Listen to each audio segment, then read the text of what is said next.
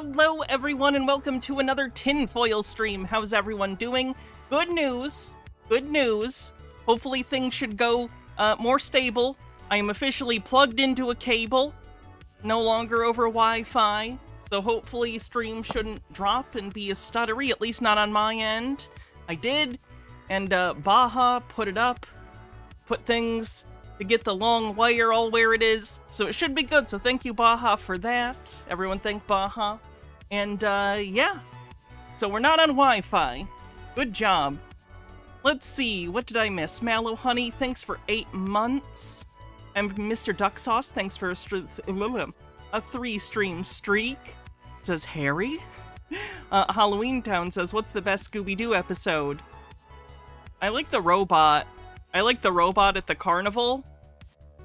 If we have to pick a single episode. Creepy Space Kook is also pretty good. That's also a pretty good one. Phoenix Leftist, thanks for 190 stream streak. That's a big, big streak. Sheesh. Zombie Island isn't an episode, it's a movie. That doesn't count. If you're asking movie, Zombie Island obviously wins. I have a fondness for Cyber Chase as well.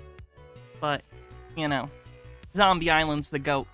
So, don't do that, Ashley 1-Up. I know you're just joking, but please don't. I'll cry. This is random, by the way, but I wanted to say thank you again to the person who sent me Space Sheriff Gavin from my wish list, because I've been watching it all day. I'm halfway done with the first disc, and it's awesome. I'm in love with this. I added a bunch of other tokusatsu to my list because of how much I'm enjoying this. The theme song also fucking rules. Gavin! Really good. So thank you to the person who gifted me this. It has been an absolute treat sitting through this, so thank you. Who is Gavin? He's a space sheriff. He's a sheriff from fucking space. Great. Bumble Homestead, thanks for an 85 stream streak, says, thanks for streams. Nice to have a friendly voice to listen to. Bad anxiety recently. Weird this happens every 4 years. Well, I'm really sorry. I'm sorry that you're having bad anxiety. Masculine Skeleton says, I like Witches Ghosts since I'm a sucker for Tim Curry. That's a valid reason. Tim Curry is fucking rad. So I got a Cat 5 Ethernet cable and lining the walls like it's 2005. It's a Cat 8! It's a Cat 8, god damn it. If I haven't checked out Kamen Rider, Amber Pretzel says, if you haven't checked out Kamen Rider, I will potentially invest that for you. Every rider is different, but damn, you might like it. I actually put some Kamen Rider on my wish list. So I'm hoping to get into Kamen Rider at some point. From what I can tell, the original series, Kamen Rider, doesn't have a release in the States as of right now. But Kamen Rider V3 is coming out soon, and Kamen Rider Black and Black RX is coming out soon. Black is already out. I don't know other than that. There's various movies and stuff. Did I actually get Cat 8? It's overkill? It wasn't that much more than the Cat 6, and I decided if I'm gonna do this, I'm gonna do it. Fuck it. So it's fine.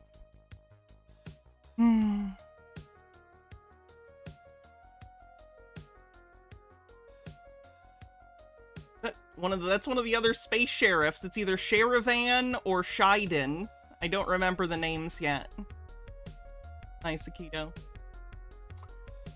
Anyway, so I guess what we're here to do today is go ahead and take a look at an old, we'll call it a documentary, a schlockumentary. That seems a little on the nose. Anyway, it's a bad piece of propaganda from, what year was this? The early 2000s, I don't know the exact year, talks about how satanic Harry Potter is. Now, Harry Potter sucks for real-world reasons, and also, you know, the children's book, so there's going to be problems. But we all know about J.K. Rowling and her mold brain. Today we're talking about this, though. I'm sure it'll come up, but that's not the main focus. The main focus is a period in time in post-9/11 America where a lot of conservative Christians were very concerned that a children's book series would turn their children to Satan. Let's take a look. If I can get the music to stop. There we go.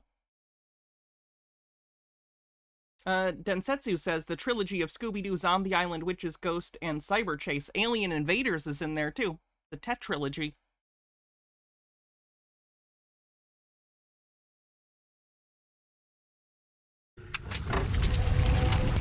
Oh, by the way, this is courtesy of a channel called the Christian Video Vault. They catalog a lot of different weird Christian propaganda films from back in the day. So here's a link to their channel. Thank you, Christian VHS Vault, for your work in cataloging this stuff. Hello, Storm over Kryn. How's it going? Hey, Will Cam.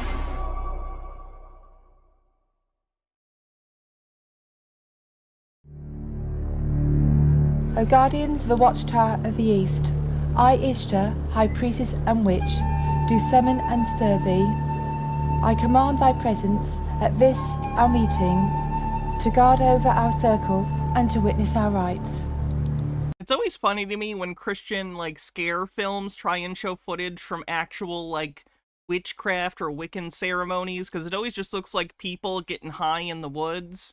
And, like, I don't think magic is real, so I don't think they're doing anything. But, like, let them go in the woods and burn their stuff and do their weird stuff. Who cares? Who cares? Fine. This is not sinister. Witchcraft is the fastest growing offshoot of paganism and neo-paganism today. Hundreds of thousands of children and teenagers are joining its ranks according to reports from an ever-increasing number of pagan websites. The Pagan Federation of England... Oh no, teenwitch.com! From an ever-increasing number of... Teenwitch.com! The horror! Pagan websites. The Pagan Federation of England claims their mailbags swell by the thousands from charmed teenagers every time a particularly exciting episode of Buffy the Vampire Slayer airs on TV. In fairness, Buffy is just rad. Buffy's great. Or an enticing article on witchcraft appears in a popular teen magazine. I guess I didn't read teen magazines as a kid. Did they often feature witchcraft? Like, I imagine they had astrology and stuff. But I don't know. I guess teenagers are kind of into that kind of stuff. I've seen little, like, fake spellbook things on the discount rack at Barnes & Noble. Witchcraft. Buffy is a gateway drug. Buffy is a gateway drug to lesbianism. Or Wicca as it is known, believes in revering the mother goddess, the global environment, feminist practices, and nature. The feminist practices! Holy read or rule. That's certainly demonic. Do what you want as long as it harms no one, is Wicca's most appealing draw. Yeah, that doesn't sound like a bad thing, do you? As long as you're not hurting people, it's a decent enough maxim of your morality or whatever. Encouraging its adherents to indulge in self-gratification and self-centeredness, while allowing morals to shift at will. Well, being self-centered could hurt others. Kind of built into the thing, but whatever. Wicca teaches there is no absolute truth or sin, and replaces the patriarchal male creator god of the Bible with a belief in both male and female gods. No girls allowed in this pantheon. Most pagans and witches believe they must communicate with supernatural spirits, which they refer to as forces of nature. Which is very different than what Christians do when they contact supernatural forces. That's just prayer, and that's moral. In order to receive wisdom and power for magical skills, they also embrace the concept of self-empowerment by awakening internal spirituality through meditation, visualization, and other mind-altering techniques of self-hypnosis. Dimly lit parlors or New Age fairs are no longer the only places to practice secret magic, fortune-telling, spell-casting, or potion mixing. As a result of aggressive marketing campaigns, a wide variety of witchcraft techniques offering powers of control for personal achievements can now be found in bookstores, on the internet, in public schools and libraries, and throughout the media. Fennikagami with 40-bit says, this is also ignoring how much witchcraft rituals look similar to Christian ceremonies. I mean, what's the difference? A spell and a prayer. This makes sense if you're now stupid and you understand they're both religions. I think it's just a vestige of the days when Christianity was allowed to, like, punish heretics. heretics, rather. Like, I just think some people are in that mentality who are like, oh, what? Someone's a different religion than me? Not allowed. Fundamentalists are the worst. Hollywood's Generty with a 35 stream streak says, remember everyone, getting offended by their bigotry is silly, but they're allowed to offend by the idea that God might be a woman, be offended. Ifazoa says this is like all those anti-drug ads that just encourage drug use. presentation of witchcraft, as exciting and glamorous, has further increased its appeal to young hell audiences. yeah.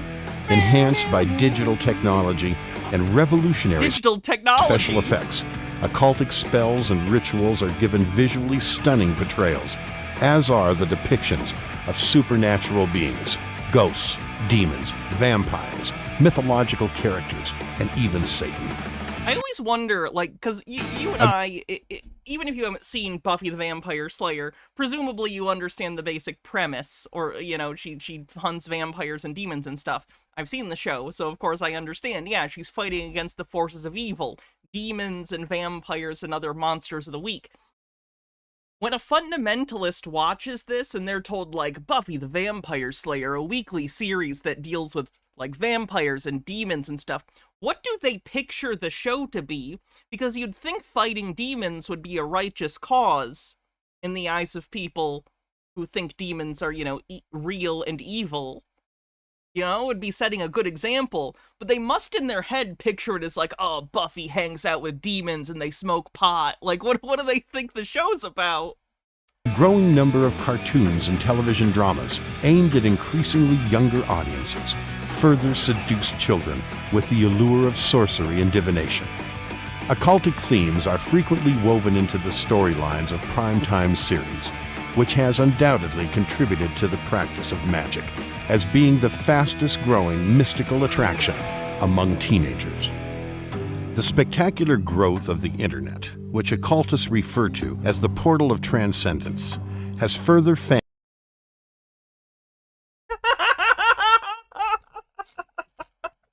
We gotta run that one back. attraction among teenagers.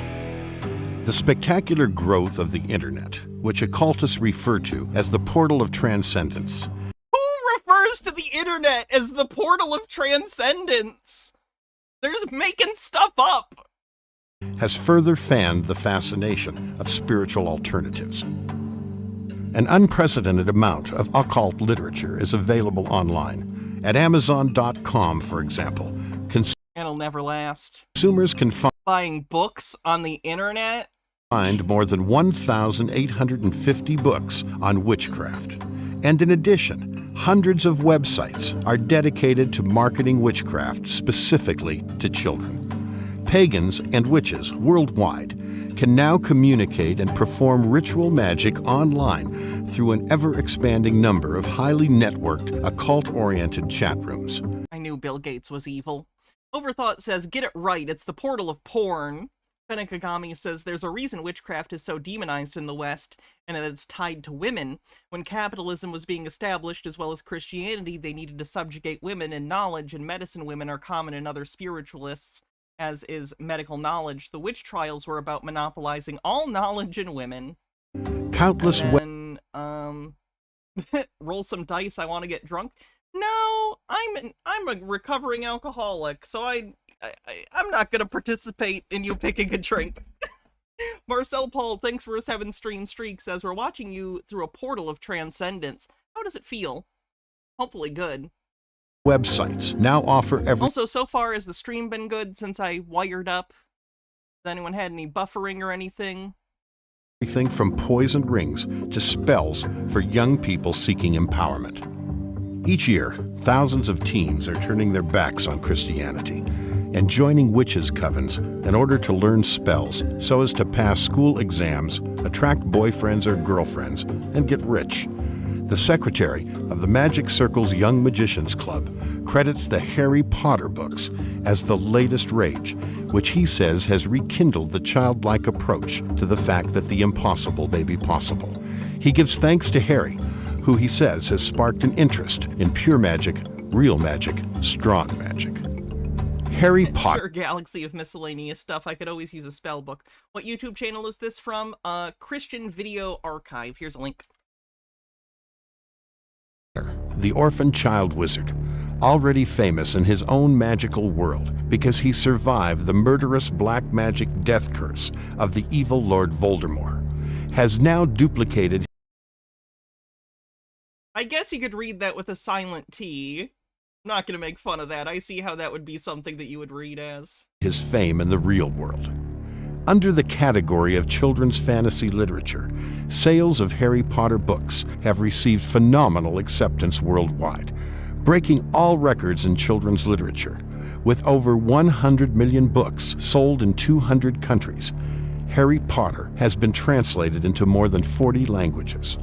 A massive global marketing campaign, partnered by Warner Brothers, Mattel, and Coca-Cola, guarantees that the Harry Potter image will be kept before the public for years to come. That's actually exclusively why I drink Coca-Cola, for the demonic energy. Toreador says guy writing the soundtrack hits G chord and holds for 20 minutes. They really think kids are doing real magic. They think anyone's doing real magic. The fact that there are adults that believe in magic, not in like a metaphorical or like, my sense of awe is magic. Like, I don't mean in a metaphorical way. You can speak poetically. I mean, people who literally believe in magic powers and spells and demons. Wild to me that there are people who are adults that believe this. Films, toys, video games, and every type of merchandising product imaginable. According to a U.S. Consumer Research Survey. Yeah, my local Barnes & Noble still has a very large Harry Potter section, not just for the books, but like a whole Harry Potter merchandising section that's like just permanent. This is the Harry Potter section. I don't like Harry Potter and I don't like J.K. Rowling, but it has left an indelible mark on pop culture. Over half of all children between the ages of 6 and 17 have read at least one Harry Potter book, with thousands reporting multiple readings of all of the books. These volumes range anywhere from 309 to 734 pages. While many parents are thrilled by the prospect of their children taking an interest in reading, I will say that, even though it turns out the author sucks, it is nice that the Harry Potter series got kids into reading. Like, I read him as a kid, and I liked him as a kid. So I will say good on that. Other parents and educators view Harry Potter as the latest tool being used to disciple children into the darkest aspects of black magic. Through Harry Potter books and audios, children as young as kindergarten age are being introduced to human sacrifice, the sucking of blood from dead animals, and possession by spirit beings. That's posited as an evil act. I'm assuming he's referring to in the Philosopher's Stone when Voldemort, I won't spoil. I guess I won't spoil. No, it's old enough. When Professor Quirrell, with Voldemort on the back of his head, sucks the blood of the unicorn, it's an evil act. It is an act that permanently harms your soul. It is such an evil act. It's not considered good. Beings. Set in England, the Harry Potter story begins on Halloween night, with the murder of Harry's parents by the evil Lord Voldemort. Through the sacrificial goddess magic of his mother's love, baby Harry is saved, and his blood is given magical powers. Unable to kill Harry in revenge, Voldemort sears a death curse of a lightning bolt on Harry's forehead. In the real world, thousands of young fans demonstrate their allegiance to Harry by taking the mark of the lightning bolt on their own foreheads. That's actually how J.K. Rowling wants you to pronounce the name? Oh, okay, I didn't know that. I'm not going to do that, probably, but that's interesting. Even the movies call him Voldemort. So, like, whatever, regardless, to be clear, it's also pronounced Dr. Jekyll and not Dr. Jekyll, according to the author. But no one does that. So, like, I think at a certain point, culture takes that decision out of your hands. You know what I mean?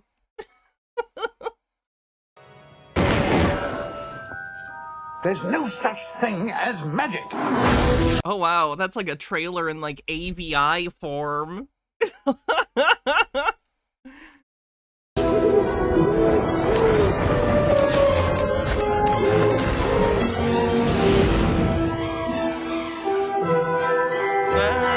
kind of worried about the audio here.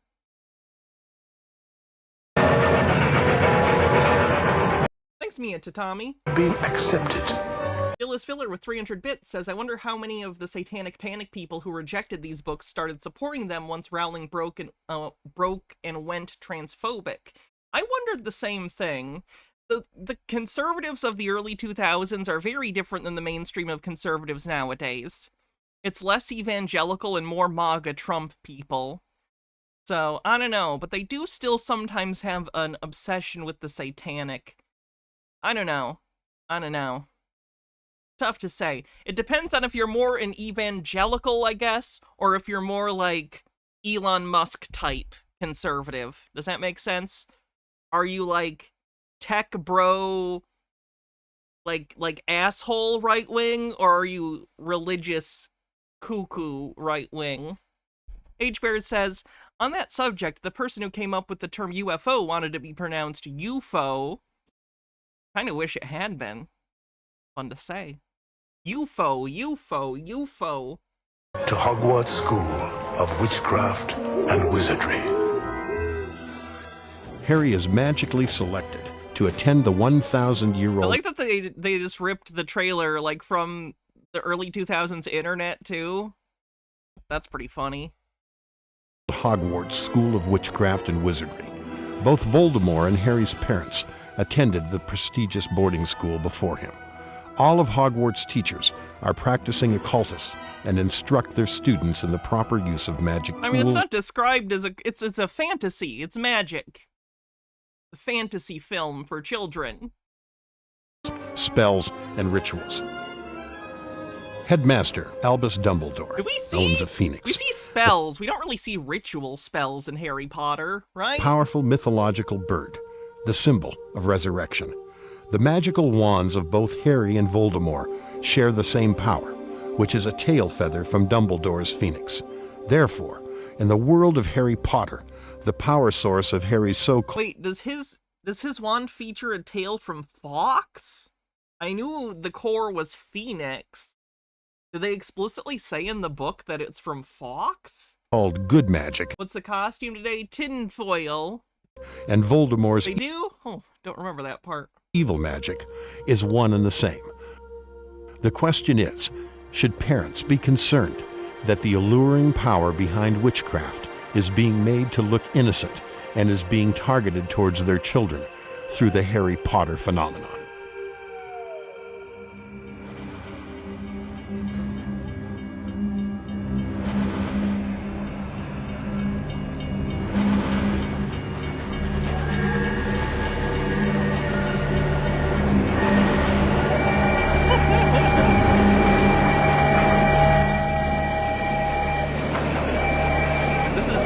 Hogwarts Express train. I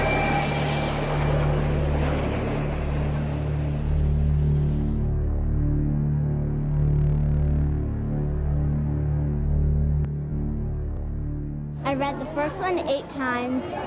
M. Scheffler says, you fool, Hannah's clearly dressed as Jiffy Pop. It's true. Second one 3 times, and the fourth one. That's why I'm not allowed near the stove. In the third one 4 times. So does the hubbub over Harry Potter seem outlandish, or do parents have a real argument here? Well, joining us now from Columbia, South Carolina is Steve Mounts. He's literally this is how mainstream this shit was. MSNBC. Look at this shit. Ugh. the parent who has expressed concerns about the book's use at schools. Also joining us is Jennifer James from Watertown, Massachusetts. She is a children's book buyer for Wordsworth Books. All right, Mr. Mounts, let me start with you. These are #1 books on the bestsellers list, the winner of the National Book Award in the UK. These books were banned at my school, by the way. I went to a Baptist elementary school. These books were not only banned, but literally we did prayer requests in our class in the morning. And a kid, I remember one time, gave a prayer request because their cousin was reading Harry Potter. So we all needed to pray for their cousin's soul. So, like, I am familiar with this kind of, like, weird hyper-obsession thing. I was surrounded by it as a child. Toria Dore says, Make Evil Look Innocent was also the internal program name to keep pedo priests moving around to new churches. Oh boy. One who reads with a 3-stream streak says, we 3-streak. Kids love them, so what do you find particularly objectionable about these books? The thing that we found, my wife and I found objectionable, was it was being read aloud to our son in his class, and there were things that we believe had a religious connotation to them. Witchcraft, Wicca, which the Supreme Court has now said is a religion. The IRS has given it religious status. Harry Potter isn't about Wicca. It's about fantasy, witchcraft. It's about magic in the fictional sense, not about any spiritual anything. The military's got Wicca chaplains, and we just wanted an opportunity to find out, is this religion being taught in our son's class? Now, you went before the South Carolina Board of Education earlier this week. What are you asking the board to do? We asked them to review the book for religious content, for violence, in this post-Columbine era that we're living in. Completely unrelated! Unrelated issue entirely! Yep, that's why they did it. It wasn't that they were, like, creep asshole pieces of shit. Nope. Must have been Harry Potter. We felt like with kids living out their fantasies, this book may have potential for that. Jennifer James, let me go to you now. What do you like about the Harry Potter books? What value do they have, do you think? I think they're some of the greatest books written for children. They're full of adventure and fantasy, and every kid loves them. All right, well, let's take a look at a couple of passages from the book here. This is from Book 1. See what I have become, the face said, mere shadow and vapor. I have form only when I can share another's body. But there have always been those willing to let me into their hearts and minds. Unicorn blood has strengthened me these past weeks. Yikes, unicorn blood? Jennifer? Yes, it's a fiction book! What do you mean, yikes, unicorn blood? Ekagami says, I always love how unbelievably stupid all conservatives think children are. Like, no one who did Kamehameha in the backyard thought a Kai blast was going to come out of their hands. They were doing it for fun. It really speaks to how little all these people think of their children and how little interest they have in engaging with them. Also, the Trump thing someone posted. Oh, lovely. We're trying to... Jennifer, you hear that and you think, well, maybe Mr. Mounts has a point here. I'm sure we'll end up covering the Trump thing at some point, if it is what that is. I think it's just fantasy. It's a book. It's not reality, and I think children can make the difference. They can draw the line. Well, Steve, that's a good point. Don't you think that 4th and 5th graders are smart enough to be able to distinguish? Don't you think your son knows the difference between fantasy and reality? He'd probably have a hard time finding a unicorn in South Carolina, but most of the time when we have police reports of the occult or witchcraft, it always involves an animal sacrifice. So if they can't find a unicorn, they're perfectly willing to take a dog, a cat, a goat, or anything else they can get their hands on. Well, Steve, the author says these are moral books, and I want to play some sound from when she was on the Today Show yesterday, if we can roll that. Do we have that? I made a very conscious decision right at the beginning that I was writing about someone evil, and I wasn't going to tell a lie. I wasn't going to pretend that an evil person is a cardboard cutout and no one really gets hurt. Okay, if you're writing about evil, I think you genuinely, you have a responsibility to show what that means. And that means you have to make them ugly. And as we all know, all evil people are ugly. The lesson I learned from Harry Potter. That's why I'm writing them the way I'm writing them. I think they're quite, well, actually, I think they're very moral books. Steve Mounts, there's... H-Beard says, it's interesting that nobody in the particular moral panic ever brought up how weirdly pro-slavery the books are. Very interesting. It's because they never read them. They don't know. Like, this guy, you think this guy's read any of Harry Potter? No, he's not. They have no idea what the content of the books is. Seems to be some merit in what she just said. How can you argue with that? I think the merit in what she said was they are evil books. Mr. Nice Fellow, thanks for following. I think parents can make a decision on whether they want their children to read these books. She was, by the way, responding to a quote that my wife had given before the school board about the books being violent, and I applaud her for saying they were violent. So apparently there's no disagreement on that. Jennifer James, you are a children's book buyer at the bookstore. Are you finding this to be a real phenomenon at your store, these books? Yes, we've never seen anything like it. It's unbelievable, and we're all very happy. Right. Well, what makes you happiest about it? Is it the sales, or is it the fact that kids are really loving to read now? The children run into the store, want to buy the book, and sit down and start reading it before they leave the store. Mm.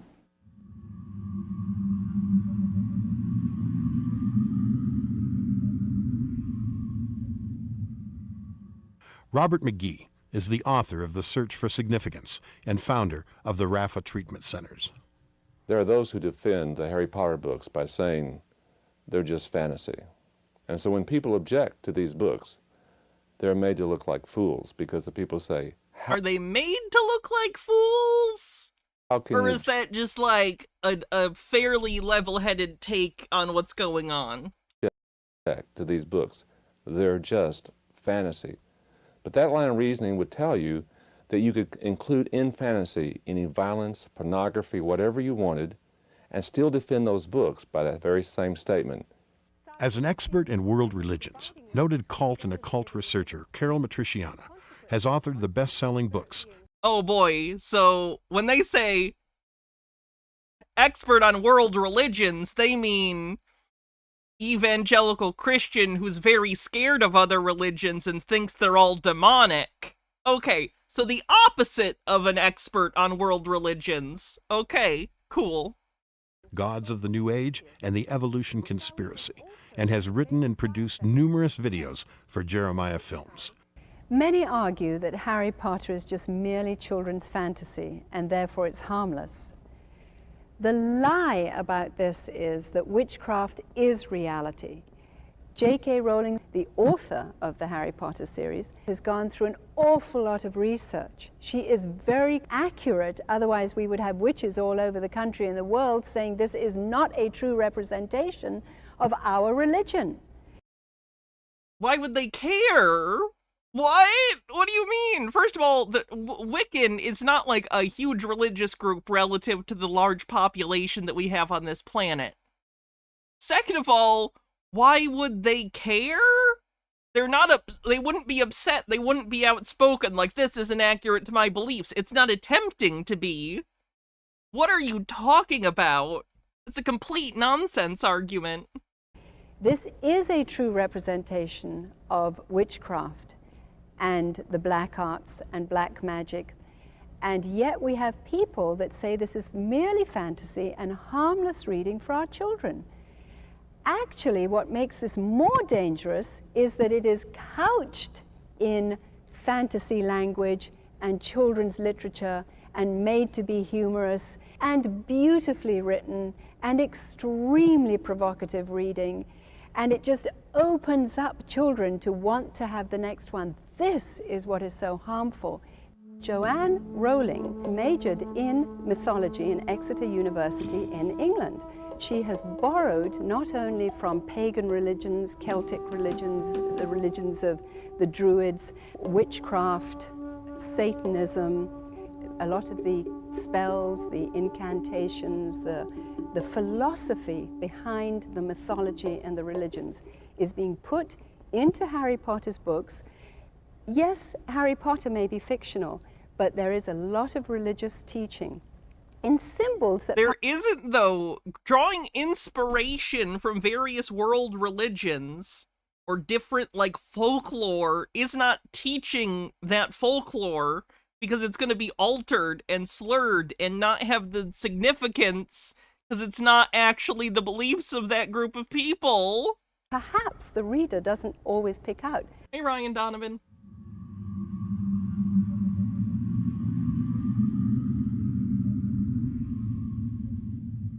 The actual word Potter, if you ask a pagan, a witch, any knowledgeable expert in the occult or hidden arts, the potter is the female goddess, the goddess of Babylon, who is considered the potter who created human beings from clay, and they believe... Harry Potter's a woman, then? Toreador says, imagine believing stuff out of a book. Freyline says, a good look at Rowling's weird presentation of her female characters. How long is it? Oh boy, 1 hour 11 minutes. I will save this for later. Thank you. There are so many good YouTube videos about the weirdness of Harry Potter and J.K. Rowling. That the patriarchal God of Christianity, the God of Israel, copied that in a very poor imitation because he cannot give birth. Now listen to how important that is to understand. The feminine-oriented cult of witchcraft sees the woman and her process of birth as fundamental in the new life, the transformation, the alchemy, the changing of the inner man to higher consciousness, which is what Harry Potter is all about. In fact, that's what the first book is called, The Sorcerer's Stone, the alchemy of being. It's called the Philosopher's Stone. They changed it to Sorcerer's Stone in the United States because they thought kids are stupid and wouldn't know what a philosopher was or what a philosopher's stone was. Transformed and changed through the inner man to become a new creature, which is again an upside down reversal of what a Christian believes, that when they come into understanding a relationship, a personal relationship with Christ, they are transformed and take on the mind of Christ.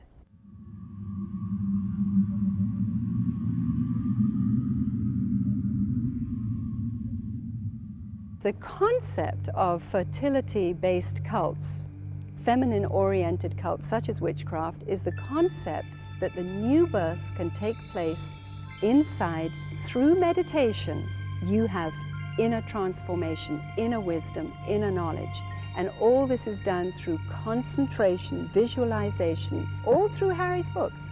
Harmony. Oh yeah, H. Baird. They have an entire other documentary on this channel, I think, about transcendental meditation.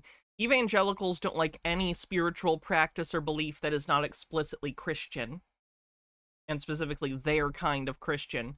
So transcendental meditation or any other spiritual practice, they consider to be heresy. They consider it to be anti-Jesus. And others say, concentrate, Harry. If you concentrate hard enough, you can have what you want. And generally, by the way, evangelicals link in any kind of meditation with transcendental meditation.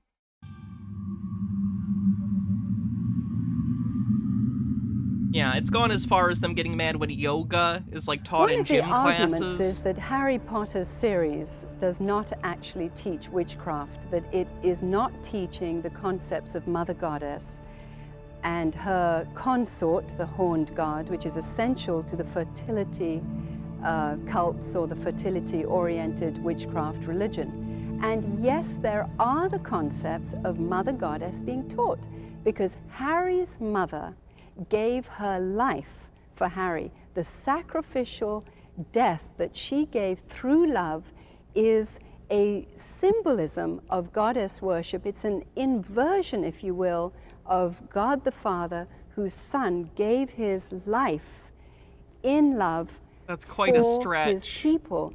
Now Harry's dad died too, and I know it's different. I understand that it literally in the book what protected Harry from the killing curse or whatever was something that the mother did with her love. I know, but that's such a stretch to try and claim that that's supposed to be some sort of mirrored allegory to Jesus. Not everything's about Jesus. Most things aren't, in fact. The concept of teaching Mother Goddess is very, very important. Harry's mother gave her life for Harry so that he should be saved, and through this love sacrifice, Weird Al allegory, Harry was protected from death. Now this concept is brought up several times. In fact, it is so important in witchcraft and pagan thinking that Voldemort, Harry's arch enemy, takes a vial of blood from Harry in book number 4 in order to have the blood run through his own veins in order that he can be resurrected and have a body. That is how powerful the blood sacrifice is.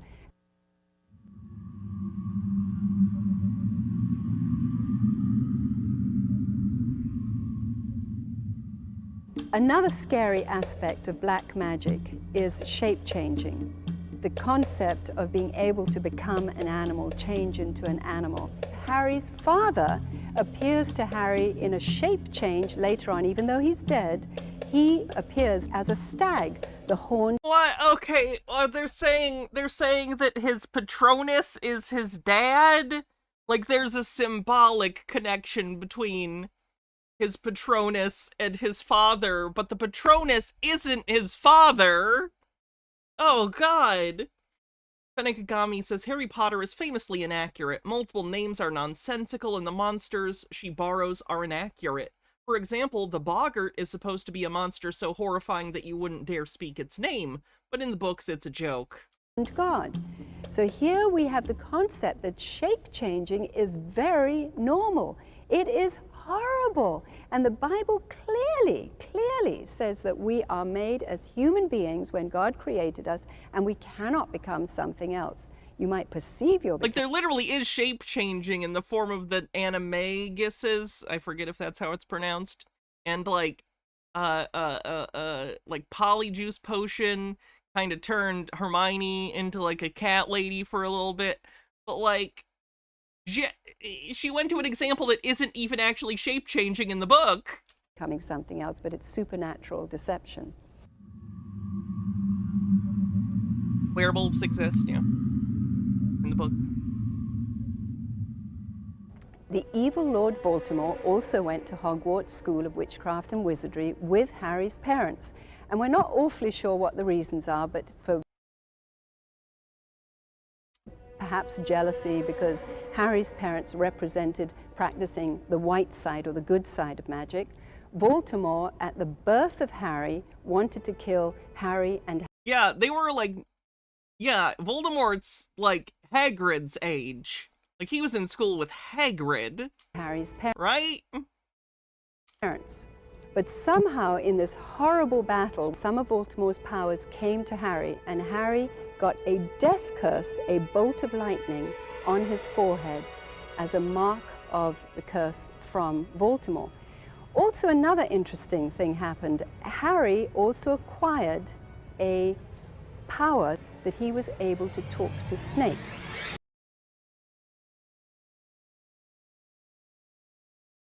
I'm kind of ashamed that I didn't immediately know this was going to go here. Which is the same gift that the evil Lord Voldemort has. There is a connection with the talking snakes. Voldemort always represents... I think they literally explain later that Harry is a parcel tongue because of the thing that happened when Voldemort tried to kill him, and things were transferred to Harry. As a snake.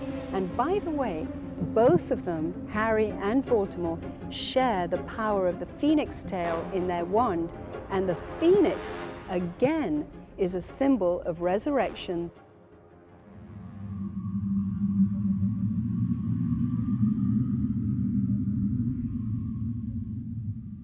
Witchcraft is a religion. It gets tax-exempt status. It has a military chaplain. And it is recognized as a religion, a practicing religion. It is the fastest growing religion in America, incidentally, as well. I regard myself as a natural witch. I was regarded myself as a witch since early childhood. I was brought up in a very isolated part of the country, on the Welsh border, which has a long tradition of magic and Welsh sorcerers. Since I have been practicing the craft, there has been a great revival. Again, just the birds chirping and just people in robes, you know, goofing around in the woods. Evil. This is a threat to your children, folks. There are probably now as many people practicing witchcraft. I agree. The Druids have been through enough. As there are Christians. St. Patrick, you fuck. It's almost as if there's a kind of grassroots feeling back towards paganism. Yeah, just let them get high in the woods and chase each other around in fucking badger and frog masks. This is what nature intended. Toreador says, Welsh sorcery is particularly hard to master because of the pronunciation. We live in a kind of post-Christian era, almost, and that people are moving towards a kind of neo-paganism, I suppose. Witchcraft is the religion of the countryside. It's the religion of very old forms of knowledge. And paganism is a religion which is a very old form of knowledge too. I would like to find the people that made this and then make them watch Midsommar and watch their heads explode. But paganism covers more than witchcraft covers. Witchcraft is, if you like, a division of paganism. Well, witchcraft is basically a nature religion. We worship the gods of the woods and the fields. Those who practice witchcraft choose to believe there is no Satan and therefore no evil spirits. Harold Elbelman with a 40-bit chat says, I would love it if instead of he who must not be fucked, we just called his ass Baltimore or Balti for short. Fuck him. Do you know the old-time religion parody verse for druids, Hannah? I don't. Yet they report experiencing spiritual powers from which they receive their power. Refusing to label these powers evil, they choose to believe their origin is either from nature or natural from within, but neutral. When I was a child, I was very aware of nature's spirits, those which are called diva or local gods. We learn as practicing witches to tap into forces of nature and to actually, if you like, send out a spell or an invocation in a very powerful way. The primary offer of witchcraft is power, a very seductive power. One day, a young 18-year-old girl came to see me. Her life was almost ruined by her preoccupation with witchcraft, but she would not give that power up because it was the only power in her life that she could count on. Another young man came to see me and said, I know how powerful these forces are, and I look at the lives of Christians, and I think my power is more powerful than what they're experiencing. One of the most disturbing Yeah, either things that didn't happen or people with mental illness that came to this guy that he took seriously instead of getting them help. things about the Harry Potter books is it teaches children that witchcraft is for children. It does this by allowing children to read about other children in a school setting and watching these children. Harold Doubleman says, we'll worship like the druids, drinking strange fermented fluids, running naked through the woods, and that's good enough for me. Children learn how to use spells and all the other elements of witchcraft. It teaches these children that witchcraft is just not for adults, but that children can access this power and use this power also. If you say there is no real power in witchcraft, then you should have no problem with the Harry Potter books. But there are two problems with your line of reasoning. First of all, you're denying the experience of hundreds of thousands of people who have practiced witchcraft through the ages. Okay, so? Like, I'm not telling them they can't do it, but no, it's not real. But it's fine, they can do it. Yes, I deny their experience in the sense that what they think is happening is magic. Yep, correct. Zane3052002 says, just remember, you're listening to Gothard, to a Gothard degree from somebody like Kent Hovind. Yeah, not worth the paper they're printed on. Ages.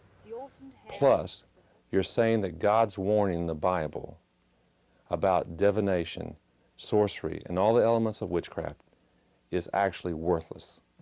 In Deuteronomy, yes, chapter 18, it states, There shall not be found among you any one that maketh his son or his daughter to pass through the fire, or that useth divination, or an observer of times, or an enchanter, or a witch, or a charmer, or a consulter with familiar spirits, or a wizard, or a necromancer. H-Bird says, witchcraft is not real. These stupid jerks are grifting. This is a haiku. For all that do these things are an abomination unto the Lord.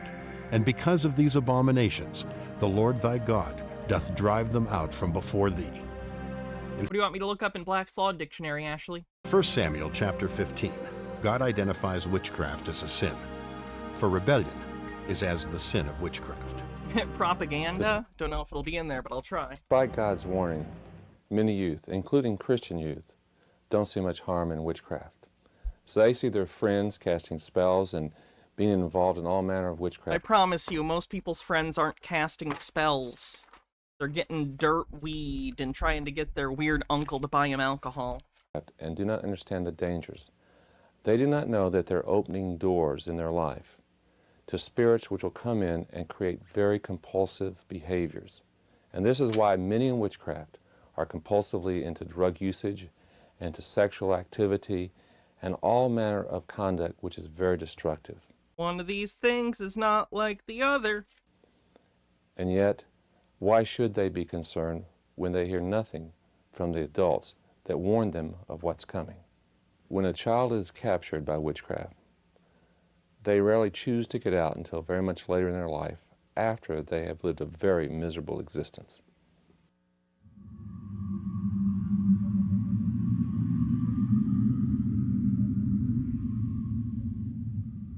The giant introduces Harry to the paraphernalia of witchcraft that Harry is going to now use in his boarding school, Hogwarts. And this is done in Diagon Alley, which is a sort of spiritual occult supermarket, flea market, if you will, a street filled with shops of cauldrons, owls, robes, wands, all the paraphernalia that is used today by witches in their rituals. And propaganda is not in here. We do something else instead.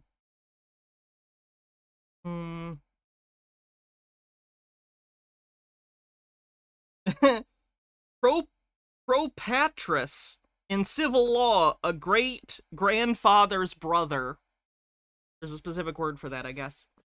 Tea Time Tea says, I think it's interesting that this guy mentioned a girl who felt helpless turning to witchcraft. I wonder what sort of situation she lives in that she felt like she needed to turn to something everyone considers evil. Ceremonies and spells today. Something he didn't help her with, would be my guess. The reader is vicariously introduced to the tools of the trade that form the basis of the religion of witchcraft.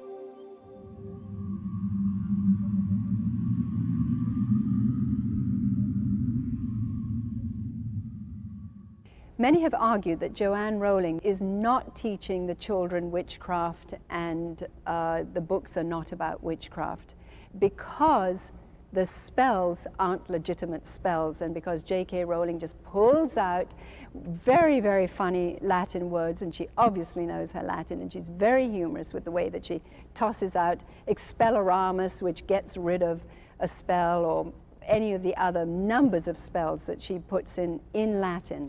Petrificus totalis. The principle is that if you learn certain words, you can have power. And the books, the Harry Potter series, are connected to websites that get you into arena. Making it sound like there's literal links on the Harry Potter website to Wicca. She just means Harry Potter has a website, and so does Wicca, so there you go, there's your connection. They're both on the internet. Where there are experts at teaching you the spells, the legitimate spells. Oh, by the way, I don't think I said it. I think this is the last day of their bits thing, where they're adding like 10% on top of bits over 300. It's also September. Reader is being introduced into in Harry is that there is legitimacy in rituals and spells, which are a sort of another word, let's say, of repetitive prayers, as Jesus said in Matthew, that don't be like the Gentiles and the pagans that just repeat their prayers for what they want. Queen of heaven, Queen of hell, horned hunter of the night, lend your power unto our spell, and work our will by magic right. This is what spells... I don't see how that's fundamentally different than Christian prayer. Especially if we were talking about, like, Catholicism, where there are, like, built-in sentences and responses where you kind of chant at each other, you know? Peace be with you, and also with you, or with your spirit, whatever they say now. Repetitive prayer, which sort of induces a self-hypnosis that gives you the idea that... M. Scheffler with 100 bits says, shilling on the bingo card, but seriously, give bits. Oh. Trey, thank you for gifting 5 tier 1 subs. Your inner potential power, your psychic abilities, can bring about what you are visualizing in your head.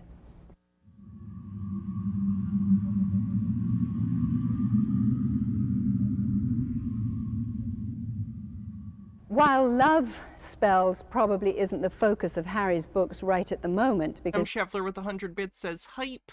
Bumble Homestead with 300 bits. Thank you. Kicks off a hype train. He's 11, 12, 13. In book 4, there is a sort of beginning of a relationship that Harry is involved in, a sort of affectionate opposite sex thing. But love spells are very, very, very important in witchcraft. In fact, because it is a fertility cult, the concept, the focus in on sex and cosmic union for power is one of the important aspects of witchcraft. I'm going to talk about the thing where someone puts a love spell on Ron. So it 83% to level 2 on the hype train. is no wonder that many, many teenagers are being lured into witchcraft through, in a sense, the magic of love. They want the boy they want, or they want the girl they want, and so they get involved in spells. And the websites are also pushing the fact of teaching children I think they're more likely to try and read Teen Cosmo or something than witchcraft, but I don't know. Maybe I had different friends. Unstable Deadbeat, thanks for 300 bits, getting us over level 2 of the hype train. Spells. As above, so below. Then, of course, Hollywood glamorizes the whole concept, and through this film, The Craft, you can see that here... I've never seen The Craft. I need to watch The Craft. Phyllis Filler says, I'm visualizing paid bills for Hannah. Thank you for the 300 bits. The girl wants to have her boy. She gets involved in this ceremony, very powerful ceremony, calling down the love spirit. Sounded almost Trumpian. A ceremony? A very powerful ceremony? Overthought with 100 bits says, making people fall in love with you against their will, that would never happen in a society where women couldn't have a bank account or get no-fault divorce. Women would never be trapped in relationships. And, of course, she gets the boy she wants, and he doesn't know what is happening and why he is being seduced, in a sense, through his spirit, how this happened. But there it is, again, showing that spells work. Royal Ann with a $2 super chat says, it is my birthday. Happy birthday, Royal Ann. Hope you're having a good one. I drink of my sisters, and I ask to love myself more and to allow myself to be loved more by others. Is that Nev Campbell? Especially Chris Hooker. I know, it's pathetic. Definitely pathetic. Well, it's just that, you know, I can't stop thinking about you, and I don't know why, but I think I love you. And I've never loved anyone before, except, well, maybe my mom, and well, this little puppy that I had when I was little. I think you should go home, Chris. No, Sarah, wait, please, Sarah, please. Look, I don't know what's happening to me. I can't eat. I can't sleep. Can I help you? No, nobody can help me.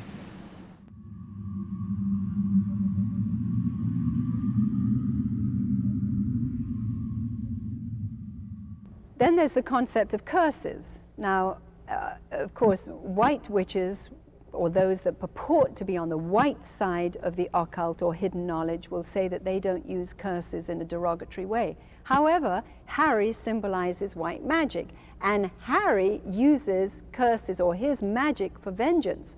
When his auntie says something horrid about his dead mummy and calls her a name that Harry doesn't like, he does magic on her, and she blows up. She gets bigger and bigger and bigger and bigger, and that is very, very cruel magic. And yeah, but like, she had it coming. Hydrate can do. That is a curse, and the sort of extension of spells that Harry is learning. So the reader is learning that they can be involved in vengeance through curses, and perhaps the curses in Harry Potter's books aren't legitimate curses, but once again, they can go to the websites to get legitimate curses. But the point is that... Gotta stop this internet thing. Here is a practice that God finds so... I like that there was an ad on the side for, like, various accoutrements to your fucking witchcraft.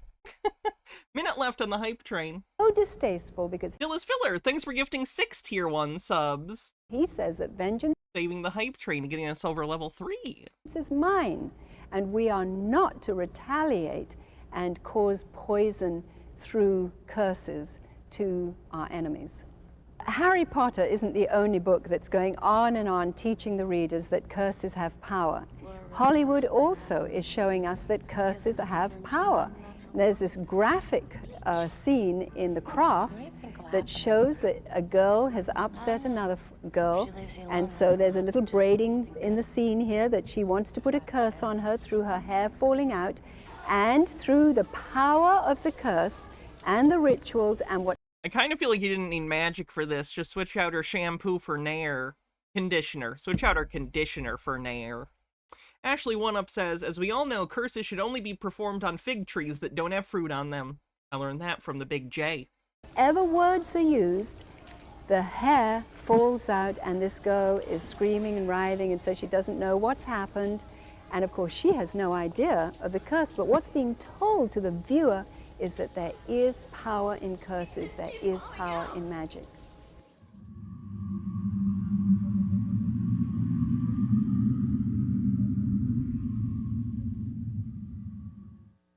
Many parents don't recognize the danger of witchcraft because they look at their experience and they didn't experience that when they were growing up.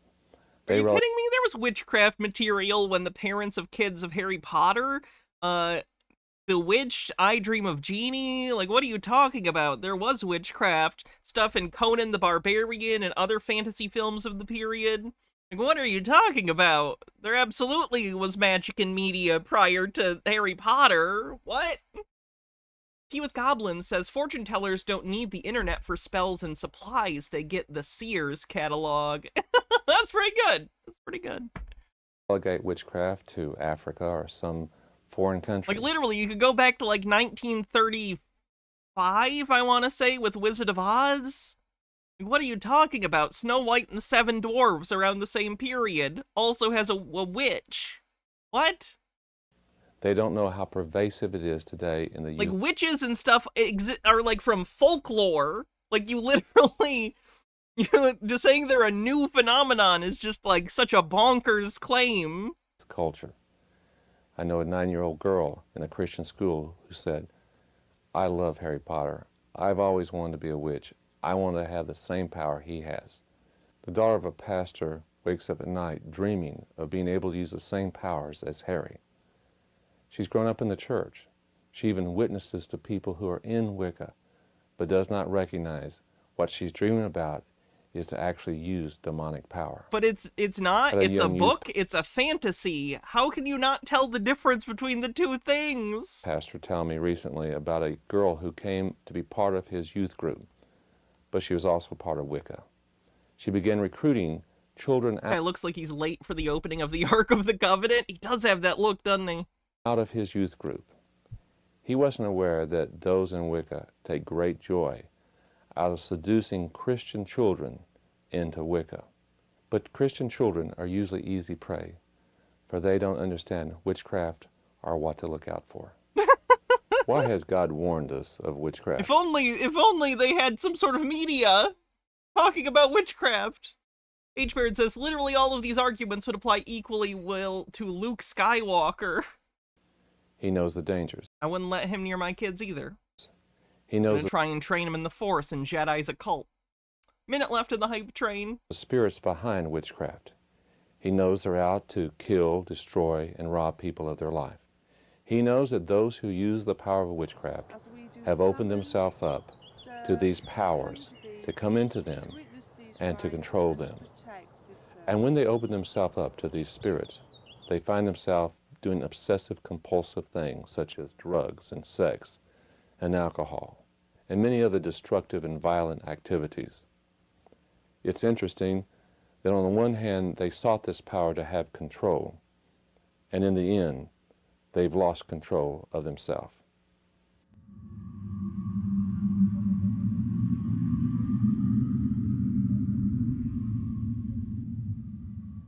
One of the arguments is that Harry Potter's series does not actually teach witchcraft, that there's no celebration of seasons. That is not true. By not using the seasonal terms, the argument is that there's no celebration. The Harry Potter series celebrates Halloween, which is a seasonal festival, while it's... I mean, yeah, it's a holiday! What are you talking about? Thank you for the hype train, everyone. Ray Freya says, because they think their fantasy is real, they assume others have the same silly level of belief. M. Scheffler says if they are easy prey, it's because their religion taught them magic is real, so telling reality from fiction becomes harder. I would agree with that. Being given a Christian name, it is still a seasonal festival. In fact, at Halloween time, there are deaths and murders and bloodshed, and Halloween is considered a very important... I mean, there's death and bloodshed and murder at all times of the year. Welcome to the human race. We're doing great. ...time to have blood sacrifice. So here we see very terrifying elements of the dark side of seasonal worship in Harry Potter, lightened up, given a frivolity, called the Christian holidays, so it covers for the seasonal holidays. I can't really say when I became interested in Wicca, because it's always been part of me, part of my roots. I love Halloween. I think I'm a very autumn person. Literally skipping around with brooms. With cobwebs and so on, and we cast a circle, and we have a smoky cauldron, and we all scry, which means do clairvoyance, into the smoke which comes out of the cauldron. And we open the gates of the underworld, and if any spirits want to come forward and speak, we listen to them. My first initiation, when I became first degree, was on Halloween, and I felt very, very much in tune with the God.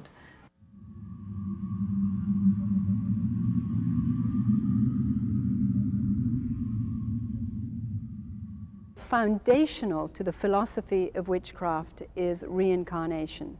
And it is very, very important to understand this, because this is the concept of there not being the finality of death, that the soul, the spirit, comes back into a new body after it dies. And they know Harry Potter didn't invent reincarnation, right? And throughout Harry Potter's books, ghosts are called for. There are supernatural spirits that come back. That's not even reincarnation, though. That's just ghosts. Like, ghosts exist in folklore and Christian, like cultures. What are you talking about? There are paintings where people come out of the paintings along the corridors of Hogwarts. Oh, but the people in the paintings aren't real people. They're like magical constructs. They're not real people. All of this gives the child the concept that there is no death, that it's perfectly normal interacting with spirits, with ghosts, with things that look half human, half animal, mythological figures that, like the unicorns and the creatures that Hagrid has in his class of mythical creatures. All these things fire up the imagination of the young reader to think that when they get involved, that they're not fearful of it because it's part of Harry's world, it's part of Hogwarts. Oh, there was a hydrate 9 minutes ago. I'm doing it now. Sorry, polyunsaturated lipids. The element of fear is taken away. Situational ethics in witchcraft. Those who say that Harry Potter actually sounds like a class you would take at Hogwarts. Books do not teach witchcraft don't understand that one of the essentials of witchcraft is that there is no good or evil. There is no right or wrong. It is as you perceive it. So there's a sort of relativism that in your situation, if you do one thing, or in my situation, if I do a different thing, we're both doing the right thing, even if it's wrong. There are no I do not. What are you talking about? I feel like Harry Potter has a very black and white villain hero story. Absolutes. It's based At least that's how it presents what the people are doing. The concept of evolution, that everything is developing. And as we are taught the concept of evolution, which again is synonymous with reincarnation and things Wait, what? are developing, so we get that there is no absolutes. There is no right, there is no wrong. In fact, throughout the books, Harry is rewarded when he deliberately lies or deliberately does something wrong. Instead of the teachers expelling him, which Harry thinks he's going to be expelled for something he did wrong, he is rewarded. So when he goes onto a broomstick, when his teacher tells him not to go onto the broomstick, and he does in defiance, he is rewarded for disobedience by being put onto the Quidditch team. Because he's shown to be very good at catching a small orb. It doesn't matter what this little boy does that's wrong, he's rewarded for it. In fact, Hermione wants so much to be the friend of Ron and Harry. Well, Hermione is a goody-goody two-shoes, and throughout the earlier parts of the books, she is considered by Ron and Harry to be somebody that they don't want to be with. However, she lies to protect them. And this lie changes them, and the reward is that she becomes one of the trio and the team. So this kind of shifting... I mean, I think that's a pretty accurate kid thing to do, is she showed some sort of solidarity with them. I'm not saying that's right, but like, you know, that is a kid thing to do, I think. Situational ethics, non-absolutism, relativism is so contrary to the biblical concept of God as a God of truth. Have you considered that not everyone is trying to look at things from a biblical worldview, and they are not necessitated to do so? Like, that's fine. That's fine.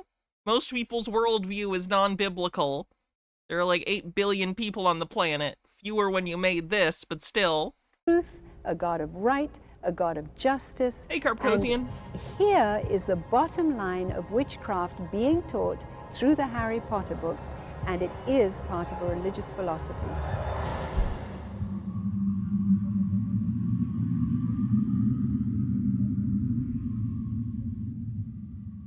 The lightning bolt is a mark of power from the god Thor, again the horned god, a god of power. And this lightning bolt was considered so important in occult mythology that Hitler used it on his uniforms, on the collar of his uniform, off. And it is half of the swastika, which is the other lightning bolt that goes across. Swastika is not a lightning bolt. Divination is the concept of being able to divine or see into the future. Fortune telling, palm reading, tea leaf reading in teacups, crystal ball gazing. All these things are taught through the teachers, the witches and wizards in Hogwarts School of Witchcraft and Wizardry, who are all accomplished occultists. Children are being vicariously taught the dark arts, the arts which witches today are learning, many pagans today are learning. Now there's a difference between divining, seeking knowledge for the present or future, and sorcery, which is the manipulation. It's not the discovering of the future, but it's the manipulation of things right now that can change or influence a current situation or a person. Now that is how I got into the New Age, because I wanted to manipulate through powers that I was told were in my inner potential, that I had psychic abilities if I could develop them. And this is what We found out it was much easier to manipulate people using the propaganda that already existed in the evangelical Christian community. You make more money, too. H-Baird says, I saw a sign the other day that offered palm readings over the phone. Think about that for a second. Maybe it's FaceTime, and they're just like, yeah, let me see your palm. Every reader is being told in Hogwarts School that Harry has, and every student there has. They have psychic powers that they are learning to develop through the classes that they go to. And by the way, you can really see the difference in development in Harry when he's 11 years old in book 1 to getting to book 2 when he's 12, 13, and by 14 he is extremely competent. And as Harry is I don't know if he's extremely competent, but like, yeah, he's certainly better. Yes, he progresses. He's learning things. Yes. Learning, and as the teacher explaining, so is the little reader of 4 to 6, and if they're not reading, by the way, there are cassettes that Scholastic puts out, series of cassettes that children can hear these stories. Yeah, it's called an audiobook. Not new.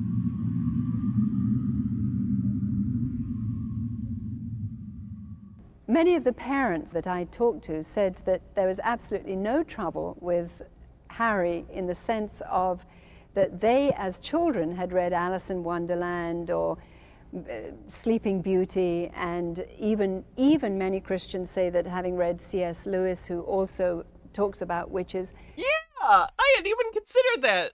C.S. Lewis, The Lion, the Witch, and the Wardrobe, has the White Queen, who's a witch. I'm not familiar with the sequels enough to speak to that, but I'd imagine there's magic and stuff. That these things, witchcraft has not influenced them today, and they are not proponents of witchcraft. However, I think there is a real difference and distinction here, because in Sleeping Beauty, the witches there didn't teach the child watching or the child reading how to be involved in the inner intricacies of sorcery, which is to manipulate powers so that the child can have what the child wants or what the child craves. Neither does Harry Potter. So these people that, yes, they saw witchcraft, they saw that it was bad, as in C.S. Lewis, who clearly defines it within a biblical worldview. We knew they were evil, and we were not, in a sense, infatuated or fascinated by their philosophy.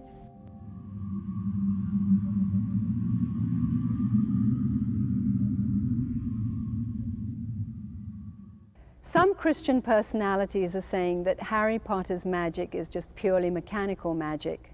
Now, I don't understand purely mechanical magic because I don't know where in the Bible God differentiates between sorcery, that is, that manipulating what you want, and it being mechanical.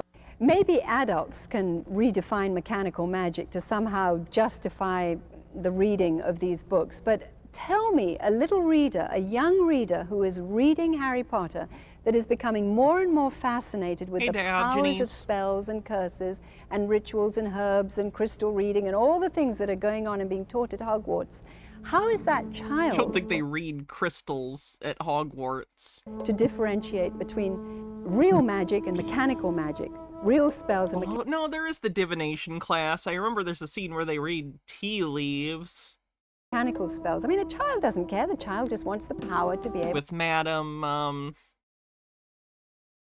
Hooch? Question mark? To do what the child is doing. And Harry doesn't care whether it's mechanical. It works for Harry. He puts his wand out and gives the spell and it works. It accomplishes what Harry is trying to accomplish. Thank you. And that's the point. The children are seeing that their hero is getting what he wants with words, with Hooch prayers, with rituals. Therefore, he can do it. Meaner is Meaner, thanks for 25 stream streaks, says this is the highest my streak has ever gotten. Nice. Glad you've been enjoying the streams, or at least for some reason watching them. Aslan is Jesus, yes. My deepest concerns and fears about Harry Potter is the teaching of the dark arts, the blackest of magic, that quite frankly I didn't even get into in all my years of New Age because I was so scared of it. And yet here it is graphically explained to young children how to be able to fight the dark arts, to defend yourself against the dark arts through an actual class called the Defense Against the Dark Arts by a black occultist. And in each of the books, the dark teacher changes because in one case he's killed and because he's possessed by Voldemort the snake. So that Why do you keep saying Voldemort? Lennon Cat says, gotta hand it to the world religion expert whose response to a question is, well, it wasn't in the Bible, so I have no idea. Let you know if you're possessed by a snake and the snake leaves you. When she says world religion expert, she means an expert in judging other religions using the Bible as a lens. Very specifically, the Protestant version of Christianity. You are dead meat, and that is the blackest side of occultism there is, and that is the teacher that is teaching defense against the dark arts. So here are the children and the readers, Harry Potter and all his teammates in the schools, and the children that are reading the Harry Potter books being introduced to the darkest and black arts that even disciples of witchcraft would be fearful of getting involved in. And then they're told that through their imagination, through stronger concentration, through stronger self-hypnosis, through their own power within themselves, which is being taught by the witches and wizards, they can defend themselves against the dark arts. And there are several very scary situations where the boggarts, as they're called, these horrible things that children fear, and you're told to think of anything that you fear, conjure it up, They're showing pictures of Dementors when they're talking about boggarts. I see through your shit, lady. Bring it to yourself and then be able to fight it. This is a very, very scary thing to teach children.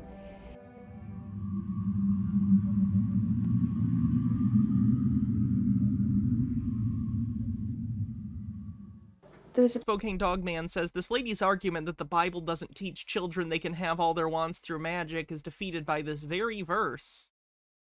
Let's see. John chapter 14, verse 13 through 17. And whatever you ask in my name, that I will do, that the Father may be glorified in the Son. If you ask anything in my name, I'll do it. If you love me, keep my commandments, and I will pray the Father, and he will give you another helper, that he may abide with you forever. The Spirit of truth, whom the world cannot receive, because it neither sees him, nor knows him, but you know him, for he dwells with you and will be in you. Yeah, basically says, if you love me, I'll do anything for you. Possibility if you don't cast a Goth Geek Gaming, thanks for 21 months, says 21 months and going. You look great today, Hannah. Circle, the forces that could come into the room could take over in a form of possession. We had one example here where one young woman, a nurse, was possessed by, I don't know what it was, but a horrible voice came through her and she passed out. Hail to the guardians of the That's watchtower. a mental health issue. Of the East, the powers of air and invention. Hear me! Hydrate. Us. Hear us. Hail to the guardians of the watchtowers of the South, powers of fire and feeling. Hear us! Hail to the guardians of the watchtowers of the West, powers of water and intuition. Hear us! Hail to the guardians of the watchtowers of the North by the powers of Mother and Earth. Hear us. Aid us in our magical working on this May's Eve. Serpent of old, ruler of deep, guardian of the bitter sea. Show us your glory. Why do they don't bring up Sabrina the Teenage Witch in this? Show us your power. We pray of thee. We pray of thee. We invoke thee.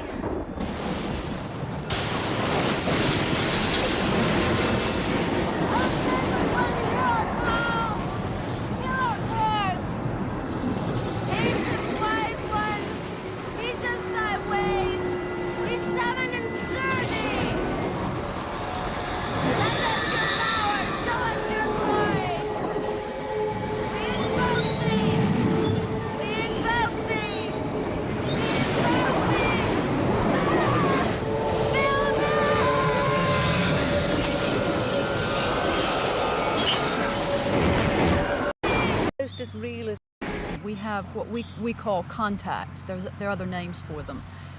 They are beings, that's the easy thing to call them, which can be people who have lived on the earth, or they can be God forms. They become almost as real as the people standing next to you. And whoever else you call doesn't actually materialize. You can't see them in the physical sense, but mentally you know that they are there. Oh no, it's the transubstantiation all over again. But like physically they're not there, but like you know they're there, man. Okay. You can see them in your mind's eye. I can see, actually I can't see things because I can't picture things. Normal people can picture things whatever they want, though. You don't need to cast a spell to see a demon in your head. I have, on occasion, touched upon,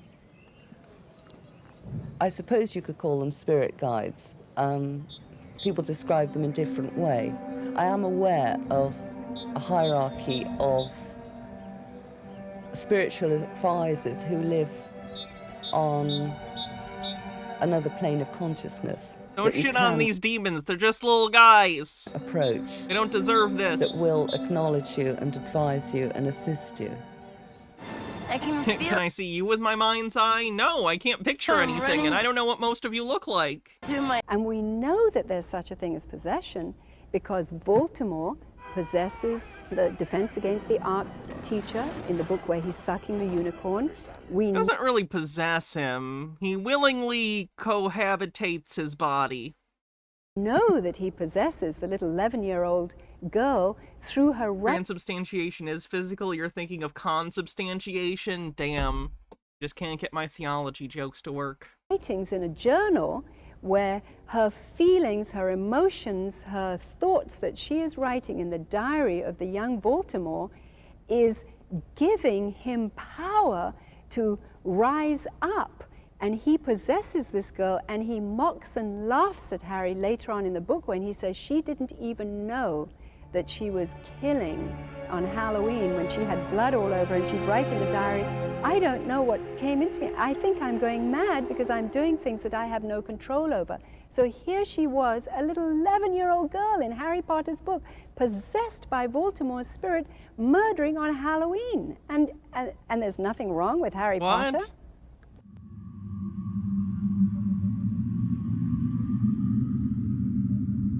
Scholastic also did Magic School Bus. As the largest publisher of children's books in the world, Scholastic Inc., the U.S. publisher They of also put out Goosebumps. the Harry Potter series, supplies nearly every public school in America with its products, thereby reaching more than 32 million children each year. In the last 2 decades, Scholastic has been producing more and more materials featuring witchcraft, graphic horror, supernaturalism, and Oh no, Animorphs! In fairness, Animorphs is shockingly violent, so fair? spiritism. Scholastic eagerly secured the publishing rights to Harry Potter, which I mean, yeah, made him billions of dollars, I'd imagine. far surpassed the popularity of its predecessor, the occultic theme shock fiction book and video series Goosebumps. As a supplier of Calling Harry Potter, and I understand why, because before Harry Potter, younger kids, I think Goosebumps is aimed a little younger than Harry Potter. You would probably graduate from Goosebumps into Harry Potter. But yeah, Goosebumps are popular right before Harry Potter. teaching materials to American schools for over 80 years. Scholastic used its unrivaled position in the educational system to flood classrooms and libraries with Harry Potter books, recommending that teachers read them aloud in class. Scholastic's 35 school-based magazines, published for grades K through 12, tirelessly markets the Potter books to students, while its award-winning website helps integrate Harry Potter materials into classroom activities. Yes, they're a company. They're marketing their books. Is that demonic? Marketing is demonic now? Scholastic pride themselves in supporting educators by networking resources through their revolutionary online curriculum systems, while the reading of Bible-based material is banned in American schools. Yes, correct. You can't teach kids religion that's true. To be clear, you can teach it as, like, Bible is literature. There are classes that study religions or world religions, like, as secular topics. That's fine. You just can't teach the Bible like it's true. You can't teach any religion like it's true in public school. The religion of witchcraft, repackaged through Harry Potter, It's not. is given honorable status and a strategic position. So here we have this religion introduced into the public school system through the Harry Potter books, through Scholastic Inc., the publishers, who supplies this literature to schools. And by the way, there are lots of teaching guides. For instance, there's Elizabeth Schaefer has written a Beecham's Handbook on how to understand Harry, and goes into the symbolism of Harry, the mythology of Harry, which is all based on real mythology. And in Elizabeth... Not all of it, but some of it. Goth Geek Gaming says, how dare a company do company-based things? And then Fennec Agami says, from Fennec Agami's wife, I didn't realize growing up how arrogant, self-righteous, self-centered, and full of hubris these Christians are. It makes me feel sad and weird to think back on how I grew up, but I can't stop thinking about how I might argue against these beliefs with my mom. I can't do it. I get too scared to say anything. Hannah, you look really cute today. Thank you, and I'm sorry. I know stuff like that can be difficult to talk about with people who are so entrenched. With Schaeffer's book, she encourages the student to go to actual Wiccan, the websites of the Celts, Druids, pagans, witches, the witch voice. These websites are being given credibility through the public school system. She also went into undermining the Bible, choosing Christian mystics that did not find the Bible the infallible word of God.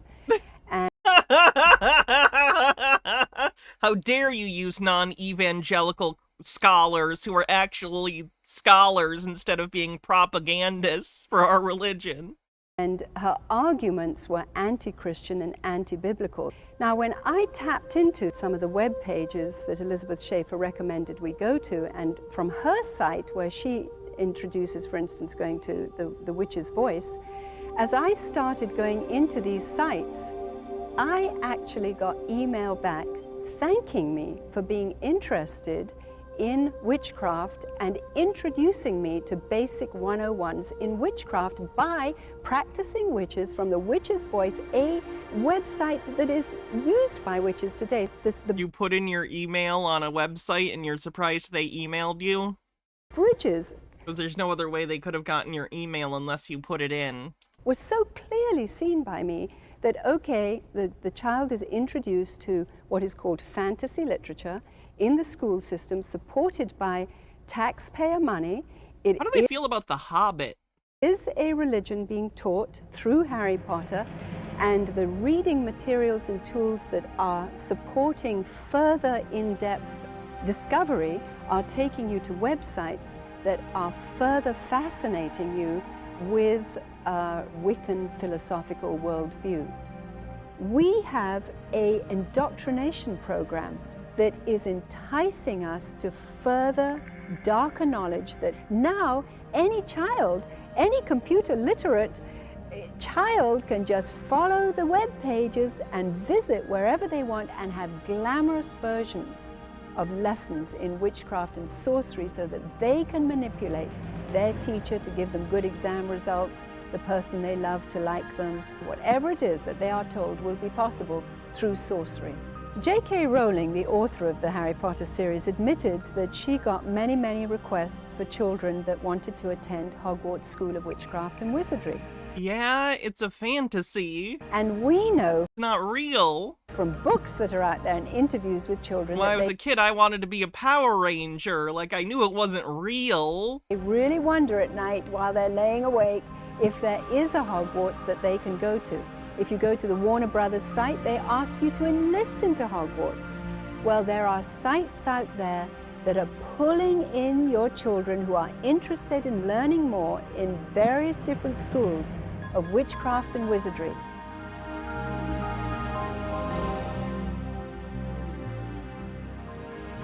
With 3 more books yet to be written and published, plus the release of the subsequent movies, and knowing that her primary audience is children, we asked whether J.K. Rowling is concerned about the amount of witchcraft and violence her books contain, and whether she believes that parents have the right to express their concerns and opinion to protect their children.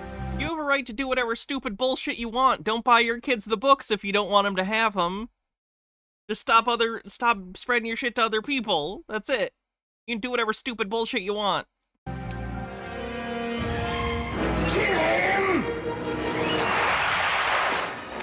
Death is an extremely important theme throughout all 7 books. I would say possibly... Death's an important theme throughout your life. Fun fact. The one destination we're all headed for. It's gonna be represented in literature. The most important theme. If you are writing about evil, which I am, and if you are writing about someone who's essentially a psychopath, you have a duty to show the real evil of taking human life. What is this magic? More people are going to die. And there's at least one death that is going to be horrible to write, to rewrite actually, because it's already written. But, Snape? It has to be. Some parents have questioned whether children can cope with the darker side of the books. Yeah, they're fine. It's fine. I promise you your kids can deal with fictional peril. It's a book. I swear these people think their kids are made of glass. Like, their kid can't even, like, engage in a fictional story with danger. What do they think? That's like most stories. Don't get me wrong, I can enjoy a story that's just something like, I don't know, like something like 12 Angry Men, right? Like, that's, you know, not an action movie. It's a movie where people sit down and talk, and that's enjoyable. But, like, human stories are full of peril, full of antagonists, and, like, fears and struggles. That's what makes it a story, is that there are obstacles for your protagonist or other characters to deal with and overcome. That's why it's a story. It's very interesting how parents think that they have the right to dictate to you because you're writing reading materials for their children. I got a horrible letter on book 2, very, very stuffy letter from a mother saying, this was a very disturbing ending, and I'm sure a writer of your ability will be able to think of a better way to end the next book. So basically, liked it till 2/3 of the way through, but if you could really address this issue in future, and I'll be back in touch if I find you unacceptable. And it was at that point I snapped, and I wrote back and said, don't read the rest of the books. Yours sincerely, Joe Rowling. There's no point. I mean, there's no point. I'm not taking dictation here. Do I care about my readers? Profoundly and deeply. But do I ultimately think that they should dictate a single word of what I write? No. No. I am the only one who should be in control of that. And I'm not writing to make anyone's children feel safe. Now that you've seen this video, you have 4 choices. 1, find some reason to continue believing these books and similar ones are acceptable. 2, stay silent, not wanting anyone to think badly of you. 3, believe that somehow this fight is not your fight. Even realizing that this is an attack on our children, you can believe that you are exempt from this because you don't have children, or you believe that your children will be exempt. I would encourage you to read Ezekiel 9, where it tells us that God had marked those who found what he found an abomination to them. Those are the ones that he protected. 4th, you can choose to be part of the solution. You can choose that you're going to do what you need to do in order to educate people around you and contend for the minds of your children. The neo-pagans have so indoctrinated our culture and have powerful, wealthy corporations helping them promote their message that we must first educate ourselves, have a consistent, firm message, and realize that many will not realize why we are concerned. However, if we do not do this, people realize why, they just think your reasons are silly. It's not a lack of understanding, it's not a lack of comprehension, it's a lack of taking you seriously because they understand your beliefs and find them to be ridiculous. America will be as pagan as Europe within the next few years. And we will have to realize that it was on our watch that this happened. Be assured those who publish books and create movies realize what a success the Harry Potter books and movies are. We're not only going to have to contend with 3 more Harry Potter books and many more Harry Potter movies in the future, but there are... Real quick, One Trip Fall says, what I learned from this whole video...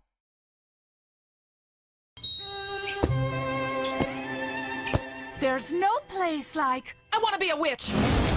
There are going to be many other... Good anthology of interest. ...books. Yes, Blood Badger, I can see it. And movies very similar, many of them much darker. And my friend, if you have not chosen to reject these books and movie, you will have no rational reason, no legitimate reason, to reject any of the other books or movies almost no matter how dark they may get. Your children are going to look and see if you're really concerned about this problem. My friend, if they do not see you actively concerned, they will not believe that this is much of a problem. Finally, this is not some theoretical discussion. It is about our children. If we do not do something, our children will believe the same as they do now, and they will not fear witchcraft, and they will have the same beliefs that you're going to see as we show you what children said in a book called Why We Love Harry Potter.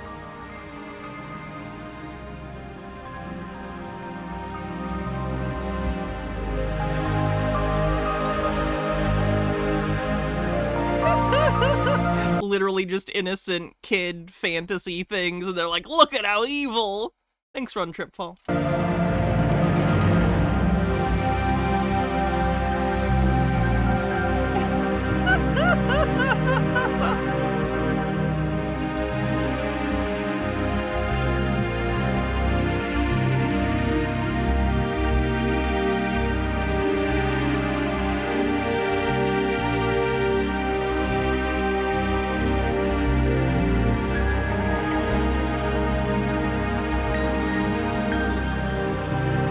I think you're spot on, H-Baird. Yeah, they're just wrong. We don't not get it.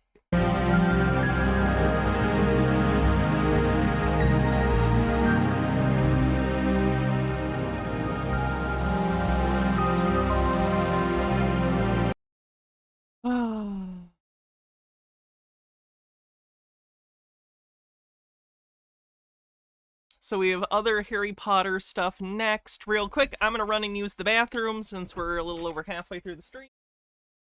While I'm gone, Cher will tell you about Space Sheriff Gavin. I know I've used this before, but I've been watching it today, and it's awesome. I'm very into this now. Alright, be right back.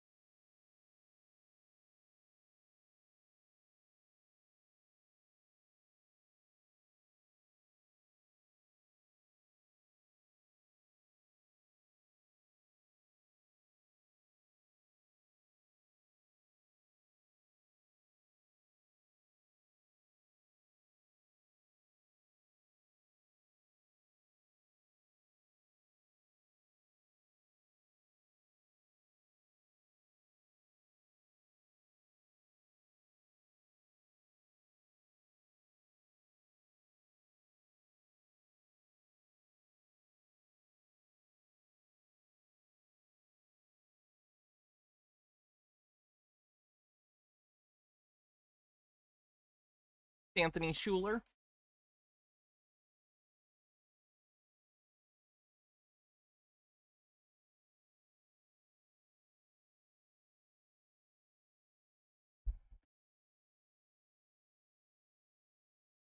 I have not seen more of it, Avalon of Babylon. I'm also looking for it, so if they find it, let me know. I'll also be looking for it. Yeah. Love Discotech Media, they provide great stuff. Yeah, I looked them up because they're the ones who put this out, and they have some of the other Metal Hero series, as well as some other tokusatsu. They seem great. They also put out, Ultimate Muscle, the Kaninko Man, Legacy, on Blu-ray, which I have. They put out Sonic X on Blu-ray, which I don't think I have yet. I do want it, though. Anyway. They need to put out Fighting Foodons on Blu-ray. They have an out-of-print DVD. That's not good enough. I need to see the Fighting Foodons in, full HD.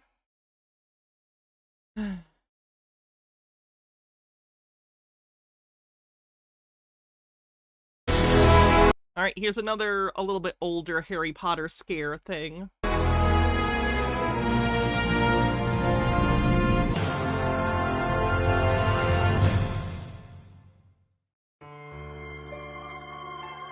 Yeah, television Tokusatsu is an anime. It's much cooler, so I'm fine. Oops. producers and publishers have discovered that sorcery sells. And they're capitalizing on this. And they are producing a vast array of movies and shows and books that all make witchcraft seem to be fun for kids.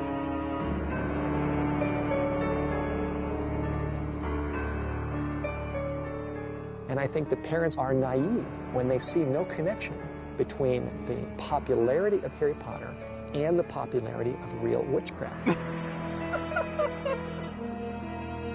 Revelation 18:23 says, "Through sorcery, all nations were deceived."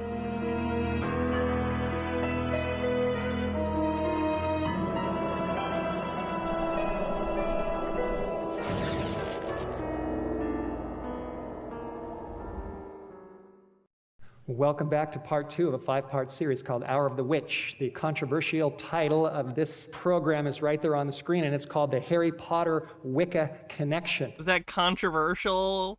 It's cringe. I don't think it's controversial. I'm sure you are aware of the fact that the Harry Potter books are the most popular books that have ever been written for kids throughout the history of the world. The author, J.K. Rowling, it says there... Excuse you, Thomas Swift has something. What's the word I'm thinking of? In Time magazine, June 23, 2003, page 6. It's a bone to pick. That works. Says that she has mesmerized an entire generation of kids. She is now richer than the Queen of England, if you can believe that. She used to be on welfare, and now she could buy a whole fleet of planes. She is so wealthy.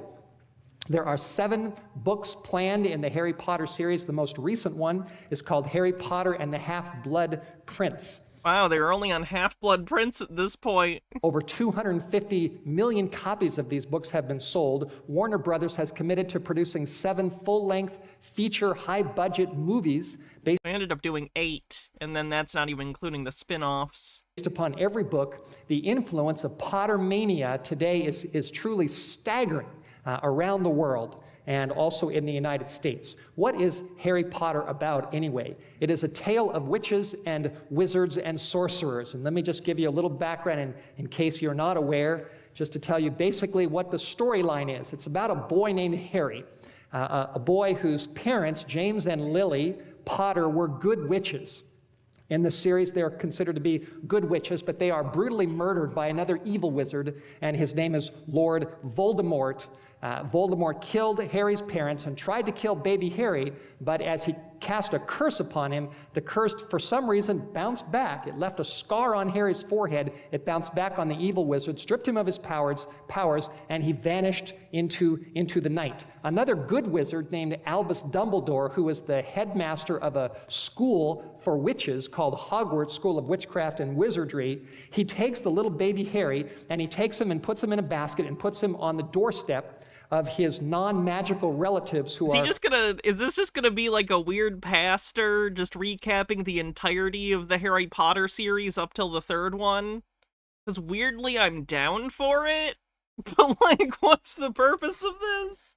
Called the Dursley family.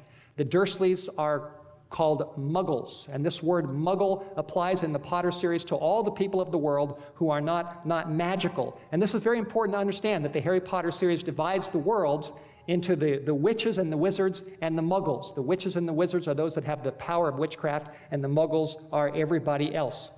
When Harry is 11 years old, he is visited by a messenger from Hogwarts School of Witchcraft and Wizardry. And this man's name is Hagrid, and he comes to Harry at the house of the Dursley family, these non-magical, boring, party-pooping people.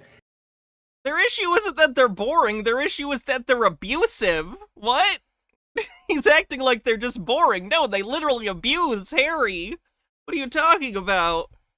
And he comes to Harry and he tells him that he is really a wizard. At that point, Harry didn't know it. This information was kept from him by the Dursley family. And Hagrid tells Harry that he's now 11 and it's time for him to pack his bags and to get ready to go to school, to learn how to be a very powerful wizard or a witch. And so Harry packs his bag, he buys a wand, he purchases a cauldron, he gathers a whole batch of sorcery books together, and he goes to school to develop his wizard skills. I'll say this, I never understood why, like, Harry... I kind of understand Ron being, like, lazy and not wanting to do his schoolwork, because he's kind of over it, right? He grew up in the wizard world, so it's like, you know, it's just school to him. What I never understood was why Harry ever was not interested in school. Like, I get if Hogwarts has math class, you'd still be bored in math class. But, like, you're in wizard school and you still don't want to do the homework? Like, what are you doing? It's literally learning magic powers and you couldn't be less disinterested. Like, what? I don't get it. Sorcery powers. Each one of the Harry Potter books, and again there's 7 of them, basically each book takes you through another school year at Hogwarts. And in between the school years, Harry goes back home to live with the Dursleys, his relatives, who again are muggles. They're boring people. They're considered to be rather cruel. If you read the books, the storyline, they're definitely portrayed in a very rather stupid light. And Harry spends a boring summer with the Dursleys, and then he goes back to school. And it's not about it being, I mean, like, it's more about the abuse. They treat him like he's not a person. Where all the excitement goes on at Hogwarts. Each book also contains a rather scary encounter between Harry Potter as he's developing his sorcery abilities and the evil wizard who tried to kill his parents, who is determined to kill him to regain his powers and to gain control of the entire wizard world. And Voldemort show up in every book. First one, yes. Second film, yes, a version of him, a Horcrux thing of his kind of exists, yes. The third film does not have Voldemort, right? He doesn't show up in the third one. He shows up in the fourth one once they get Harry's blood, but I don't think he shows up in 3. So that's it in a nutshell. That's what Harry Potter is about. It's a battle between the good wizards and the bad wizards, the good guys and the bad guys. The good wizards are Harry Potter, Albus Dumbledore, Hermione, and Ron. These are friends of Harry's, student friends. And then Voldemort and his gang. The good wizards practice white magic, and the evil wizards practice black magic. This series has become so popular that it's, like I said, it's gone to the top of the charts, and there's probably no series of books that have ever been written that have captured the attention of young people more than Harry Potter. Most parents and readers, and this also applies to the media, consider the Potter series to be just plain, good old, harmless fun and entertainment. And I'm here to tell you that nothing fun is ever not evil. Bittergrin says, but see, the Dursleys are only mean to Harry because they're trying to crush out his satanic powers, so it's good Christian abuse.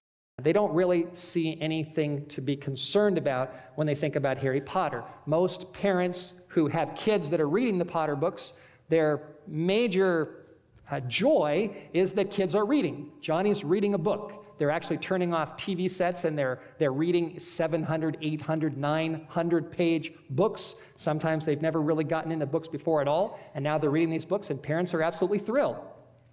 And other people say, well, hey, they're just fiction. It's all fantasy. It's all just a novel. It's nothing to be concerned about at all. And the pro-Potter people say that there's no connection to real witchcraft in Harry Potter at all.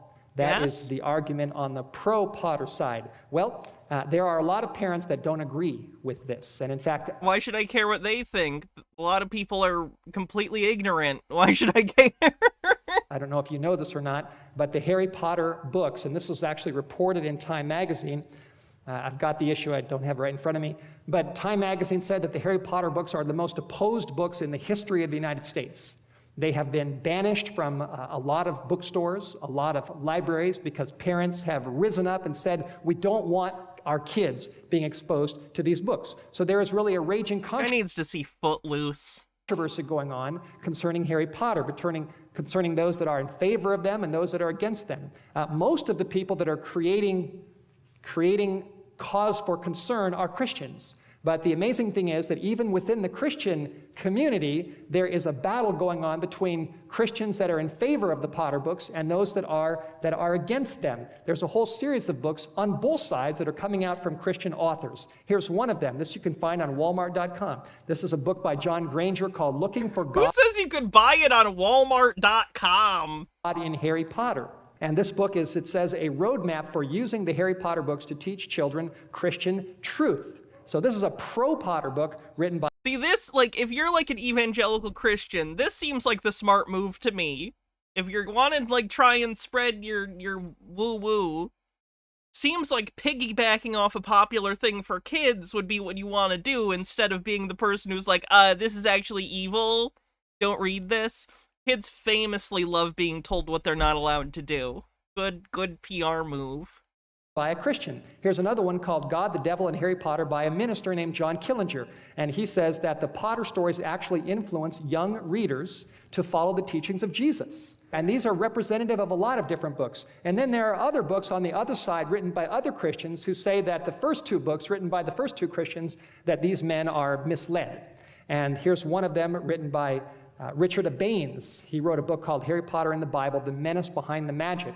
And he says that Rowling's books, quote, desensitize children to the dangers of the occult. And here's another one by Stephen Dollinger, and he wrote a book called Under the Spell of Harry Potter. And on page 7 of this book, Dollinger wrote, to be very blunt, this is witchcraft in the form of a child's book. So made it all the way to page 7, huh? That's impressive. So these are the sides. And there's, like I said, a raging controversy, and many parents are confused. Is Harry bad or good? Is he a friend or is he a foe? Are these books that are so popular, are they just friendly, imaginary fiction books? Or is there something inside them that Christians, or anybody really, should be concerned about? We're going to go deeper into this topic, and we're going to explore whether there is a menace behind the magic, whether it's just fiction, or whether there is a lot of real things inside the books that parents should be concerned about. And the big issue in the light of witchcraft is this: are the Harry Potter books fueling the craze for Wicca witchcraft among kids? We have witchcraft growing on the one side, we have the popularity of Harry Potter on the other side. Is there a connection at all between the two tracks that we're seeing? I personally believe that there is. I believe that the Harry Potter books are definitely creating an interest, at the very least, in checking out real witchcraft and the occult, which is very accessible right now, as we talked about, on the internet and through books. And so we're going to continue to explore this topic. I hope that you'll stick with me. It'll be very enlightening, so please don't go away. Oh, there's commercial breaks. What channel did this air on? Okay, welcome back. Thank you for continuing to be with me as we continue studying the controversial topic of the Harry Potter Wicca connection. And that's what I want to address right now is there a connection? A lot of parents don't think so. Others are convinced that there is.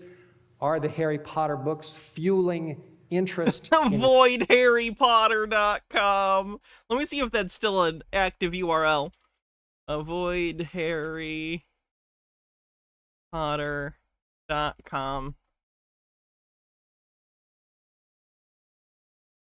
Oh my god! Yeah, it still goes to White Horse Media's website, and it literally links you to the book Perils of Harry Potter and Witchcraft.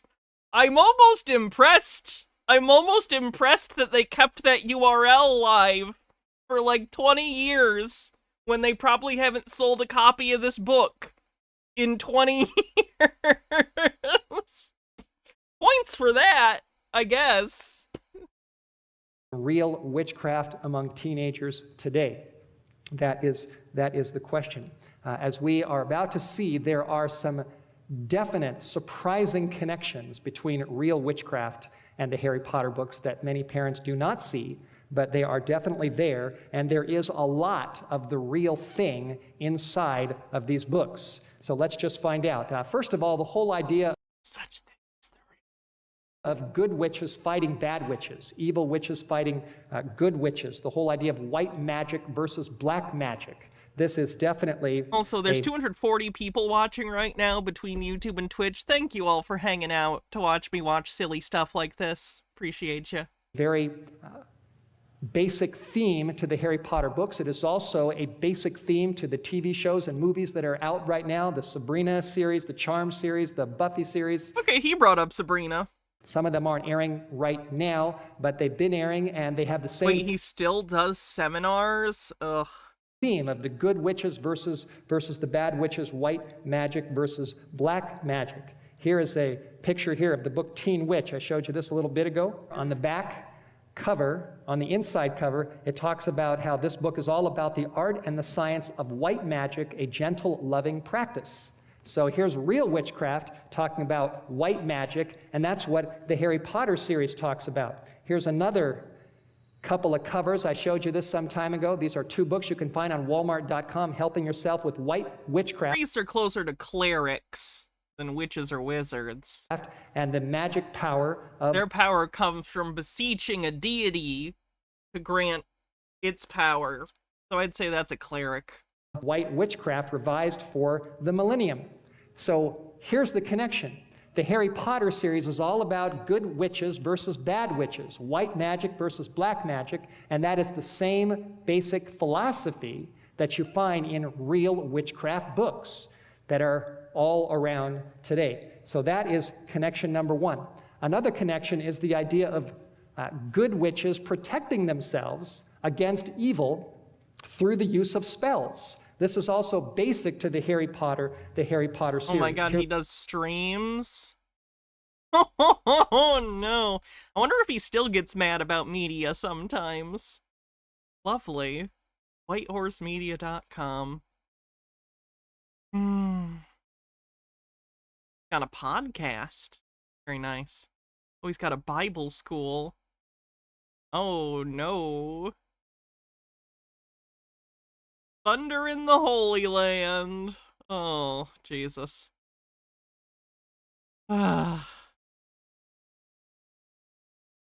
Here's a picture of one of the Harry Potter books. This is the first one, Harry Potter and the Sorcerer's Stone. And on page 134, it says that the class that everyone was looking forward to was Defense Against... You'll know the true demonic book. It's the one that uses Egyptian and Comic Sans font. You mean Papyrus? The dark arts. When Harry, this fictitious boy, goes to this school, Hogwarts School of Witchcraft and Wizardry, he takes a lot of classes. He takes classes on potions, divinations, and spells, and then he takes his defense classes where he learns how to cast good spells against evil forces to protect himself and to protect his friends. Well, that very philosophy of protecting yourself through the use of spells, that is also very strongly a Wicca witchcraft philosophy. Here again is this book, Teen Witch, on page 201. There's a whole section here, a whole chapter that deals with protective spells. Page 201. Making me think of the movie Teen Witch. Talks about protection magic, how we can protect ourselves and our homes, our families, and our friends. And this is written for teenagers. It says you have 3 very important assets to protect yourself. Number 1 is common sense. Number 2 is our American system of justice. And number 3 is witchcraft. And so the Harry Potter books, here you've got Harry Potter with his defense against the dark arts, learning how to use spells to protect himself. And that's exactly what Teen Witch, which is a book for real kids into real witchcraft. I know I'm belaboring the point, but I cannot state enough how there is no such thing as real witchcraft. There are people who believe that they take part in magic rituals, but they are incorrect. Those might be their spiritual beliefs, but they're not actually doing magic, because again, I have to repeat myself, magic is not real. They're both saying the same thing. The basic concept is the same. So there again is a very clear Harry Potter Wicca connection. Harry Potter.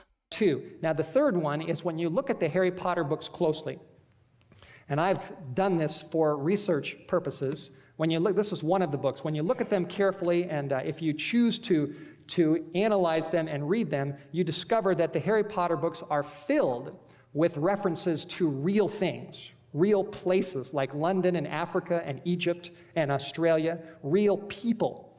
One of the books, Harry Potter and the Sorcerer's Stone, page 66, mentions a man named Aldebert Watheling, who was a real French mystic who lived in the 8th century, and he was condemned for sorcery.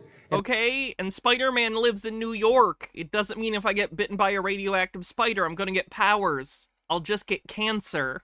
It also mentions real practices like fortune-telling and the use of potions and astrology and divination and channeling spirits. This is also in the Harry Potter series. It mentions real tools like wands and cauldrons and crystal balls. Now, this is a very amazing reference, and I've got the book right here, Harry Potter and the Goblet of Fire. It's a big book. It's almost 900 pages, and kids are devouring these books, literally devouring them, turning off the TV and reading. Literally, you put them in a room with the book, they'll eat it. It'll be in their stomach. You'll have to get it pumped. It's disgusting. Page 487, it talks about one of Harry's friends was injured by Voldemort, and they rushed to the hospital to see him. He was at a wizard hospital, and they went to try to find which bed he was in.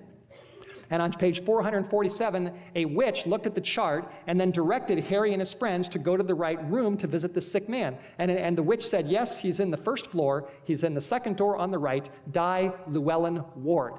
Now, that probably means nothing to you, Die Llewellyn Ward. But when I read that, I thought that is absolutely astonishing. Have you ever heard the name Llewellyn before? Well, guess what? Guess who the publisher is of Teen Witch? Take a guess. When you open up, it says right there, the publication is Llewellyn Publications. The publisher of Teen Witch is the same word that's used in the Potter book. This is also the publisher of another book here called The Truth About Witchcraft Today by Scott Cunningham. Llewellyn Publications is one of the biggest and most popular publishers of real witchcraft books that are being sent to Llewellyn is a common Welsh name? That makes sense. Kids and adults around the world. And that's the very word that is used in the Potter books. And I thought, why did Mrs. Rowling choose to use that word? Well, might just be random. If it is a reference to the books, it's a cheeky reference. I don't get what you wouldn't get about that. I'm not exactly sure, but it definitely reveals her familiarity with the occult. And there's no question familiarity with the Welsh. Connection. Llewellyn also has a website called teenwitch.com where kids can go on and learn all about spells and potions and magic. Now let's take a look at our Bibles. Let's open our Bibles, if you have a Bible with you, and take a look at Deuteronomy chapter 18. I just want to look at one passage here about what the Bible says about these very words. Yeah, I have Teen Witch on Blu-ray for some reason. That we read all about. Hold on. Let me pull up a scene from the Teen Witch movie real quick.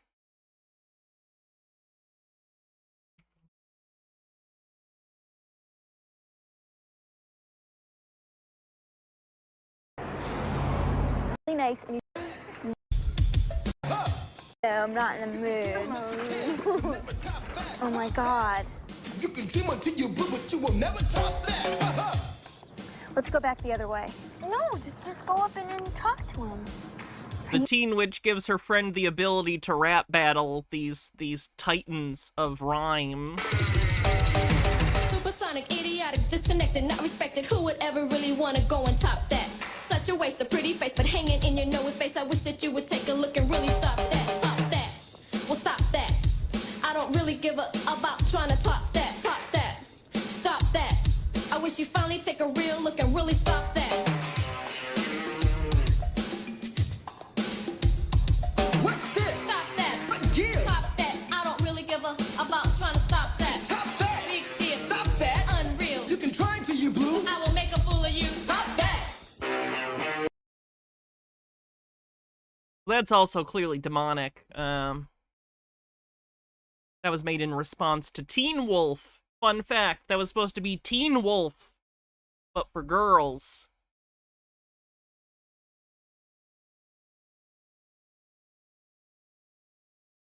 All of a sudden, this doesn't want to play.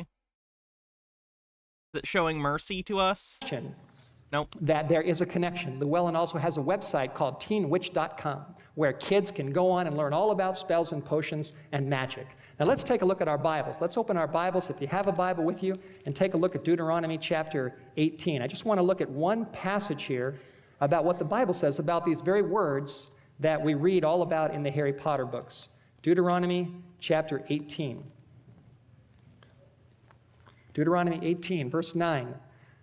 This is Moses talking to the Israelites. Those Teen Wolves for boys. I'm not prescribing that. I'm speaking from the perspective of a 1980s film executive that went, that Teen Wolf movie did pretty good. It's got basketballs for boys, right? Let's do a teen witch. Girls like witches, and she can like be in a play or something. I'm not saying it's true. I'm just saying that was the thought behind making Teen Witch from 80s executives. Before they went into the promised land. He said, when you come into the land which the Lord your God is giving you, you shall not learn to do the abominations of those nations. They've been demonizing J.K. Rowling, but not for the reasons she deserves. And then there's a link. Oh, Joey. Been 6 minutes since you tweeted about trans people. We should deny some atrocities just for the giggles. It's our sex-based right to have a little treat.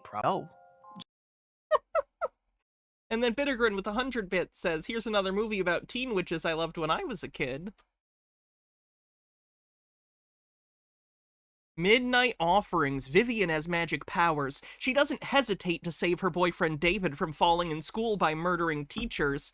However, failing in school by murdering teachers. However, David has gotten tired of her and is putting his charm on a new girl in school, Robin. Robin discovers that she also has magic powers, and it comes to a mental showdown between the two women over David. The magic cat fight. Right. That doesn't pass the Bechdel test. I cast the Bechdel charm! There shall not be found among you anyone who makes his son or daughter pass through the fire, or who practices witchcraft, I'm reading the New King James Version, or who is a soothsayer, or one who interprets omens, or a sorcerer, or one who conjures spells, or a medium, or a spiritist, or one who calls up the dead, for all who do these things are an abomination to the Lord. So here, this book, this chapter, talks about spells, witchcraft, sorcery, and these are the exact things that are being portrayed and modeled in Harry Potter. So here's all these kids around the country, and they're reading books that have a lot of the real thing in it, in spite of all the fantasy. And there's a lot of fantasy in Harry Potter, but there's a lot of the real thing, a lot of it. And it's woven in throughout the fantasy. It's a mixture of reality and fantasy. It's and not. As they're reading all about this, not in the way you're describing, taking references from real world like folklore and mythology doesn't make it real. About a super cool kid who battles evil and who casts spells and who practices magic. Now the question is, when kids watch these things, is this going to have any influence drawing them toward wanting to check out the real thing? Well, here's an article that appeared in a British publication called This Is London. And the article was called Potter Fans Turning to Witchcraft, August 4, 2000. I've never listened to the Bechdel cast, no. And this was from the Pagan Federation. They're a promoter of Wicca in England, and they said they have received a flood of inquiries following the success of the Harry Potter books. So you can see the connection, and here this article says that this pagan Wiccan organization has gotten a lot of responses from kids as a result of their reading Harry Potter. And so unless a parent's head is in the sand, it's very obvious that kids who are reading these books, not all of them, but a lot of them, are checking out real witchcraft. It's happening right now. Is there an alternative to Harry Potter? Is there something better that our kids can be reading? Something good and wholesome and that leads them heavenward? Yes, there is, and I'll tell you about it as soon as we come back. The Bible. I feel like it's the Bible.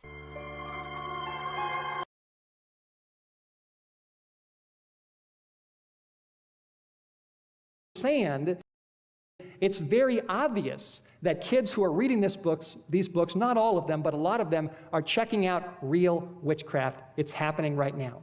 Is there an alternative to Harry Potter? Is there something better that our kids can be reading? Something good and wholesome and that leads them heavenward? Yes, there is, and I'll tell you about Pilgrims it as soon as we come back. Progress. Oh, it kind of went. I jumped back. Kids today love stories, and that's not bad. Kids forever love stories. Humans love stories. It's like our key feature as a species is that we story tell to each other. Symbols are stories we tell to each other. Our entire identities are stories we tell to ourselves and others. It's like our thing. But the real issue is what messages are being communicated through the stories. Here's a verse I'd like to share with you in Philippians chapter 4, verse 8. And this is what God says about the kind of things we should be thinking about. Philippians 4:8 says, "Finally, brethren, whatever is true, whatever things are noble, whatever things are just, whatever things are pure, whatever things are lovely, whatever things are of a good report, if there is any virtue and if there is any praise, think about these things." God wants kids and all of us to be thinking about things that are pure, and that applies to the stories that we read. In verse 23 of the same chapter, the Bible says, "The grace of our Lord Jesus Christ be with you all." I have developed the principle, and especially as a new dad, I want to follow this principle, and that is that when you take something away from a child, you should put something in its place, something that is better and that is good. And I would like to recommend a book called Pilgrim's Progress. I don't know. I was joking! He really is recommending Pilgrim's Progress? They made me read that shit in elementary school. It's the driest fucking thing. Terrible. Not worth it. They made us read that in elementary. I'm not joking. That was like one of the things we read when we were learning to read. It is so boring. And then as soon as the Christian makes it to heaven, oh, now we gotta go back and it's the fucking wife's turn. Great. Now we get to do this again. Thanks, Pilgrim's Progress. If you've heard of it or not, it's a classic. It came out of the 1600s. It was published. Pilgrim's Progress is a very old book that is about a character named Christian, who is, of course, a metaphor for a Christian, and sort of the Odyssey-like journey he goes on to get to heaven. But, like, it's metaphorical. Like, he's on a journey, and by the end of the journey, he gets to the location that is heaven, right? It's not, like, literal, it's a metaphor. Yeah,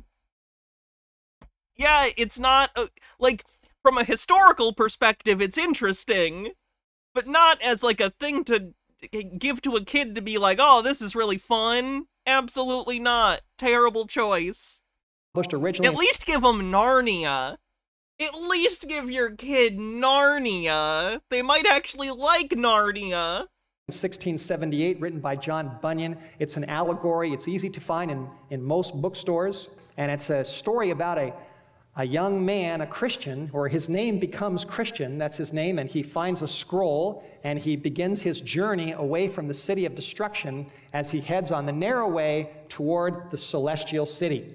He meets friends like Evangelist and Hopeful and Faithful and Charity. He meets good friends, and he also meets foes like Worldly Wise Man and Talkative and Giant Despair. He learns lessons about the importance of turning away from sin, the importance of faith in God, the importance of obedience, the importance of purity. The importance of obedience. Wow, that sounds great. Your kids will love it. And humility and trust. There's a movie adaptation of Pilgrim's Progress from 2019. Is it the kids one with the terrible effects? Because I may have seen that. I've seen a kid's more modern take on that, and it's just terrible. I promise you, none of these lessons are in the Harry Potter books. They have nothing to do with purity and faith in God and humility and obedience. And these lessons are in the Pilgrim's Progress. It's a fiction book. It's been around for over 300 years, and yet it has inspired young people for a long, long time through its interesting... It's literally Christian propaganda. Stories. Like, I'm not telling you can't enjoy it, but it is literally just Christian propaganda. Has inspired them to turn away from sin. Stronder says, wait, are all the characters just directly named after the broad concept they're meant to represent? Yes. You have to understand, this is like pre-Jonathan Swift. Like clever satire is not in the wheelhouse of the contemporary writers, I guess. I don't know, man. And to follow God and his Son, Jesus Christ. The climax of the Pilgrim's Progress story, or at least the high point, is when Christian, who when he first left the city of destruction, he develops a burden on his back. He starts reading the scroll, reading the Bible. He's got this burden that represents his sin. And at the climax of the Pilgrim's Progress, as he's journeying toward the celestial city, he approaches a hill, and he looks up on top of the hill, and he sees God's Son almost done, hanging on a cross, outstretched, arms open wide, expressing his love for the whole human family. And as the pilgrim, Christian, looks up and sees the cross, he gazes in wonder at the sacrifice of God's Son, and what happens? Lo and behold, the burden, the heavy burden that had been upon his back, it falls off.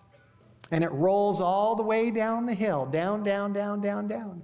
And he finds himself completely free from his burden through the grace and the goodness of Jesus Christ. And I can tell you that lesson is not in Harry Potter. And that's a lesson that our kids need. That's the lesson that I learned 25 years ago when I first saw Jesus. And that's the lesson God wants you to learn, and all of us to learn, the incredible love of his Son who died for you. Just awful. Holy crap, these people are insufferable.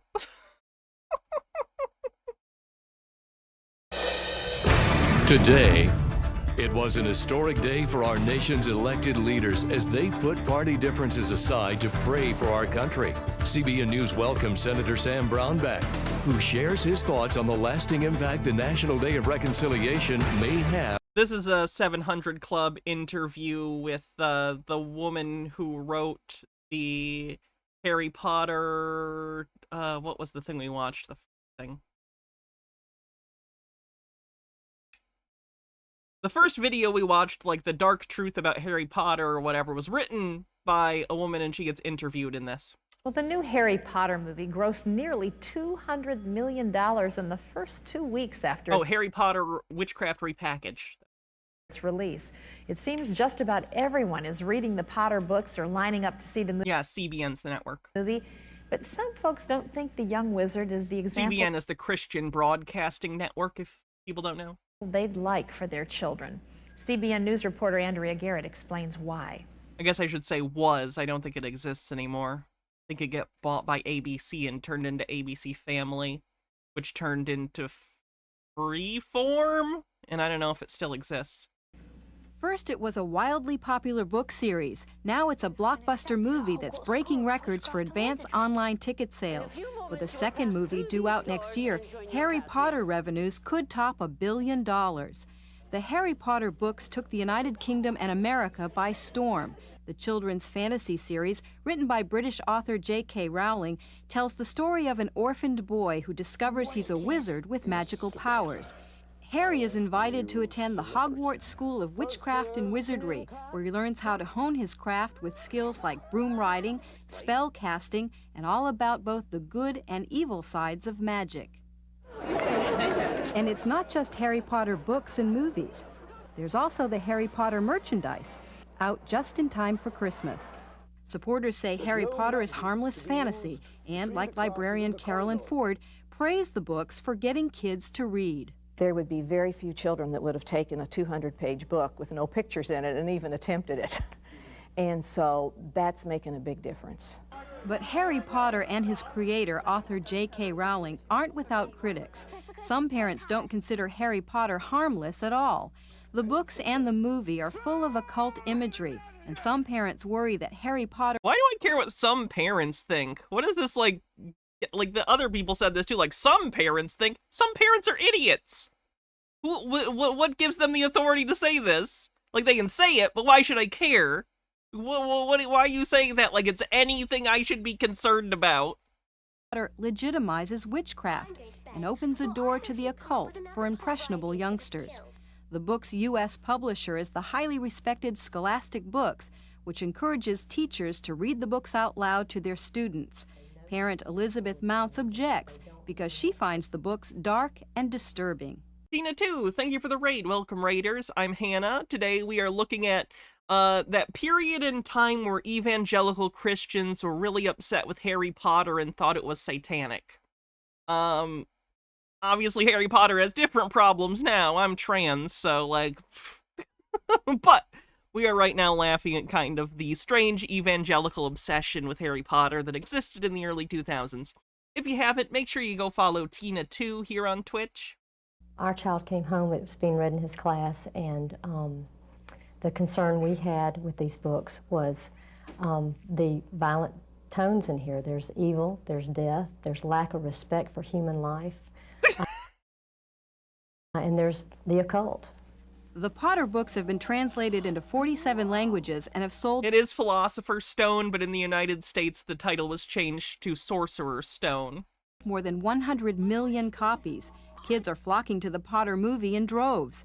But the question persists, is Harry Potter harmless fantasy, or does it encourage children to participate in witchcraft?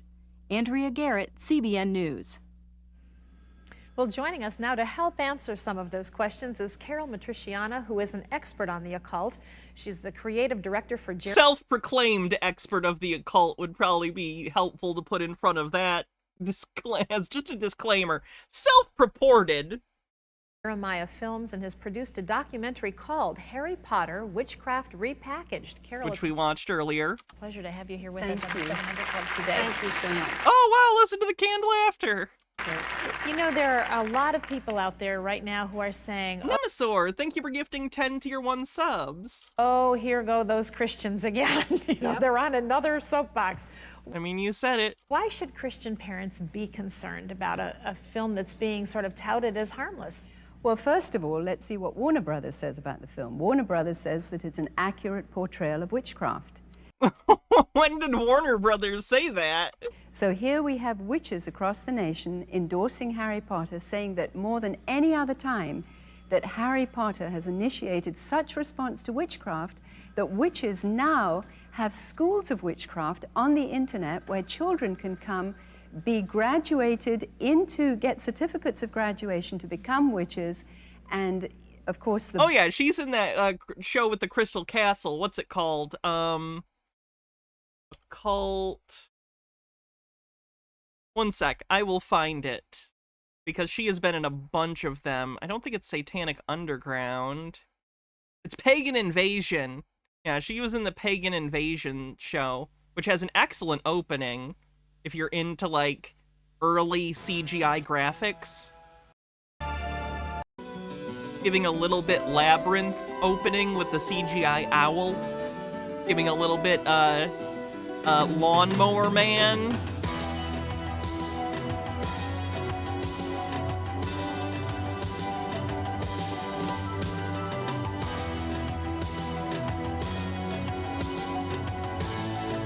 Yeah, 3 to go. It's a good comparison, too. We gotta watch these at some point. I know we've watched sections of them, but it might be nice to do a stream where we go through some of these at length. Anyway, back to it. Books have been promoted by Scholastic Inc., who have been the providers of curriculum for 80 years in public schools. So here, where religion, where Christianity has been taken out of the schools, or all religion indeed, here we have a wizard, Harry Potter, a witch, who goes to school with 350 other students to Hogwarts School of Witchcraft and Wizardry, which has been repackaged as a reading incentive program, promoted by Scholastic Inc., the publishers, in our schools. 32 million children a year are being reached by witchcraft repackaged, and J.K. Rowling herself, who is the author, says that she took more than a third of the research and the content of these so-called fantasy books from occult research. So she has drawn from history, she has drawn from mythology, she admits that she has drawn from the religions of... Yes, mythology isn't real. Celtic, Druidic, Satanic, Wiccan, pagan roots, and written them into her fiction books for children. Now, there'd be a lot of people who would say, who might not even know what the Bible has to say about any of this, who would say, but if my kids are just going to enjoy this and they're not engaging in the practice of any of this, what's the harm? Well, the harm is, first of all, that witchcraft is being normalized to our children. For the first time in the history of the world, witchcraft is being given to children in a children's format, and children are seeing other children practicing it and say it's all right. And especially if the parents are saying, well, it's okay to read about other children being involved in this religion, then children say, not a religion in the book. Well, if they can be involved in it, so can I. Now remember that the School of Witchcraft and Wizardry is actually... Are phones ringing in the background? ...teaching many of the basics that are in the religion of witchcraft. The Supreme Court has given witchcraft religious status. Wicca? The IRS is Fantasy witchcraft is not the same thing as Wicca. A tax exemption. So this is a religion, and this religion is being promoted through a child's level, through the public schools, on our tax dollar, and teaching the children by occultists how to do certain, how to mix potions, how to put emphasis on certain spells, how to twist your arm and your wrist, and how to concentrate when you want things. And the powers that Harry is tapping into are the powers that children think they can have. And people will say, who's the scarecrow? You mean this lady? She wrote Harry Potter Witchcraft Repackaged. Oh, well, so a grifter. No, my child doesn't practice those things, but there is also a morality that is being taught. Harry cheats, Harry lies, Harry steals, his teachers steal. When Harry breaks the rules, the teachers don't punish him. In fact, teachers he gets punished all the time. Say that rules are there to be broken. So children are learning a moral worldview that is not based on biblical principles. Well, you mentioned the Scholastic book endorsement of all of this. Were you surprised by that? Surprised that Scholastic has brought it into the schools? No, not really, because historically Scholastic, who has been the providers of curriculum, have been slowly bringing in more and more Wiccan material. But now to so blatantly promote this, and the most scary thing about it is that Scholastic is attaching teaching aids to their curriculum, and the teaching aids are taking children into the internet to actual Wiccan official occult sites. So now if a child just types in Harry Potter, they can log on to either pornography or actual Wiccan sites. What? Yeah, you're just mad at the internet. Be a parent and monitor your children's internet usage. Yeah, porn existed on the internet before Harry Potter. You can't blame Harry Potter for porn. You cannot blame Harry Potter for porn. Just you can't. It's not allowed. That proselytize the child further. In fact, if you go to very well-known big, large bookstores, just a few yards away from the display, as I did with this Teen Witch Kit, can we show this? The Teen Witch Kit was not far from the Harry Potter display, and reading this book, there's an altar comes with it, a little pouch, a little pendant, and reading the book introduces a teenager into becoming a witch, how to say the spells, how to make her own spells. There's the pentagram in there, crystals, there's the crystal, and this box actually makes into an altar, so she can have her own altar in her Imagine bedroom. being an adult that believes magic is real and going on TV and saying it and not being humiliated. So here we see that Scholastic Inc., the publishers for Harry Potter, are leading little children into official Wiccan sites where parents have no idea that their children are being recruited. In fact, when I was doing research for the film Harry Potter Witchcraft Repackaged, I went into these different websites and got emails back from witches thanking me for my interest in witchcraft. I want to say that there are many parents Stop signing up for their newsletters who are very confused and who would like more information, and we want you to know that a number of the things that Carol has available you can find at our website. So if you'll visit cbn.com, avail yourself of this information, find out what's going on. Don't let your kids just be sitting ducks out there in the middle of what's happening in our society today. Take a stand. This is an hour to do that. Carol, thank you so much. Thank you, God bless Terry. you for your work. It's Thank great you. to have you here. All right, so that's Harry Potter for the day. I can't believe we've come this far, and now we have to criticize Harry Potter for being written by a huge piece of shit and also not being that well written. But it's still a kid's book. Probably wouldn't criticize it that much if Joanne wasn't such a piece of shit.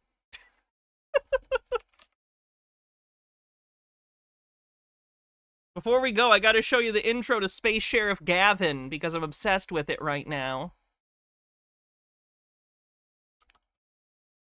Lennon Cat says, when I was doing research for my film, insert full legal name of the film, said the totally not a grifter.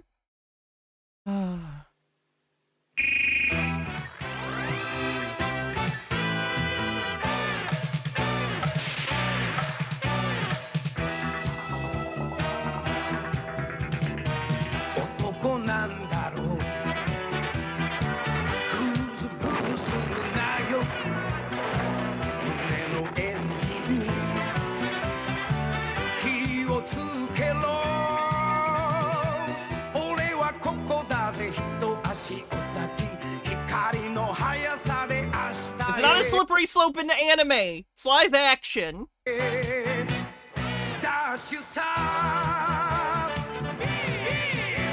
Oh shit.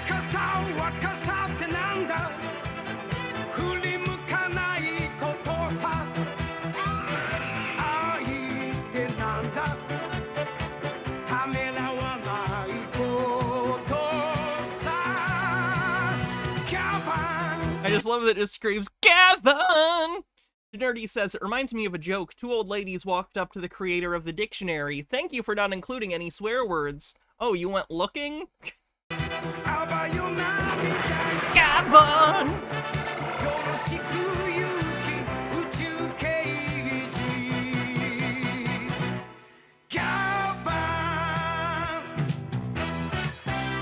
That's his incredibly cool and dorky motorcycle thing that also flies. His lightsaber that's legally distinct. Footage from Metal Heroes was used in VR Troopers. Yep. Anyway. So, what's wrong with anime? I've just made jokes on the show before about how I don't like anime. It's not even necessarily true. But it's a bit. So. Yep, Beetleborgs was based on some of the last couple seasons of Metal Heroes. Yes, you will see me tomorrow. I don't know exactly what I will be doing, but I will be doing something tomorrow. We'll find out what. I haven't decided yet. I'll also be posting the costume poll tomorrow, like the one that's actually for the new costume. And I'll make sure to share that on stream so you can decide what my new costume will be. Let's see who we're gonna raid. That's incorrect. Which? Oh. There's a live action Sailor Moon. I did see that. I can't imagine it's very good, but it is interesting. Fun. Gavin. You, Mr. Last. Yeah, no, I know. Would it be appropriate to raid someone doing Hogwarts Legacy? That might be appropriate. I don't know, though.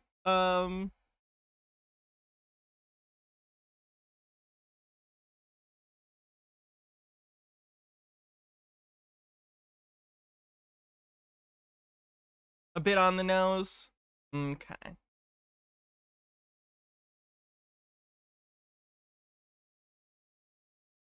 We'll raid Granny. Alright. Have a great night, everyone. I'll see you soon. Tomorrow, in fact. If not, if you don't show up, then I'll see you when I see you. Thanks, everyone, for such a great stream. See you soon.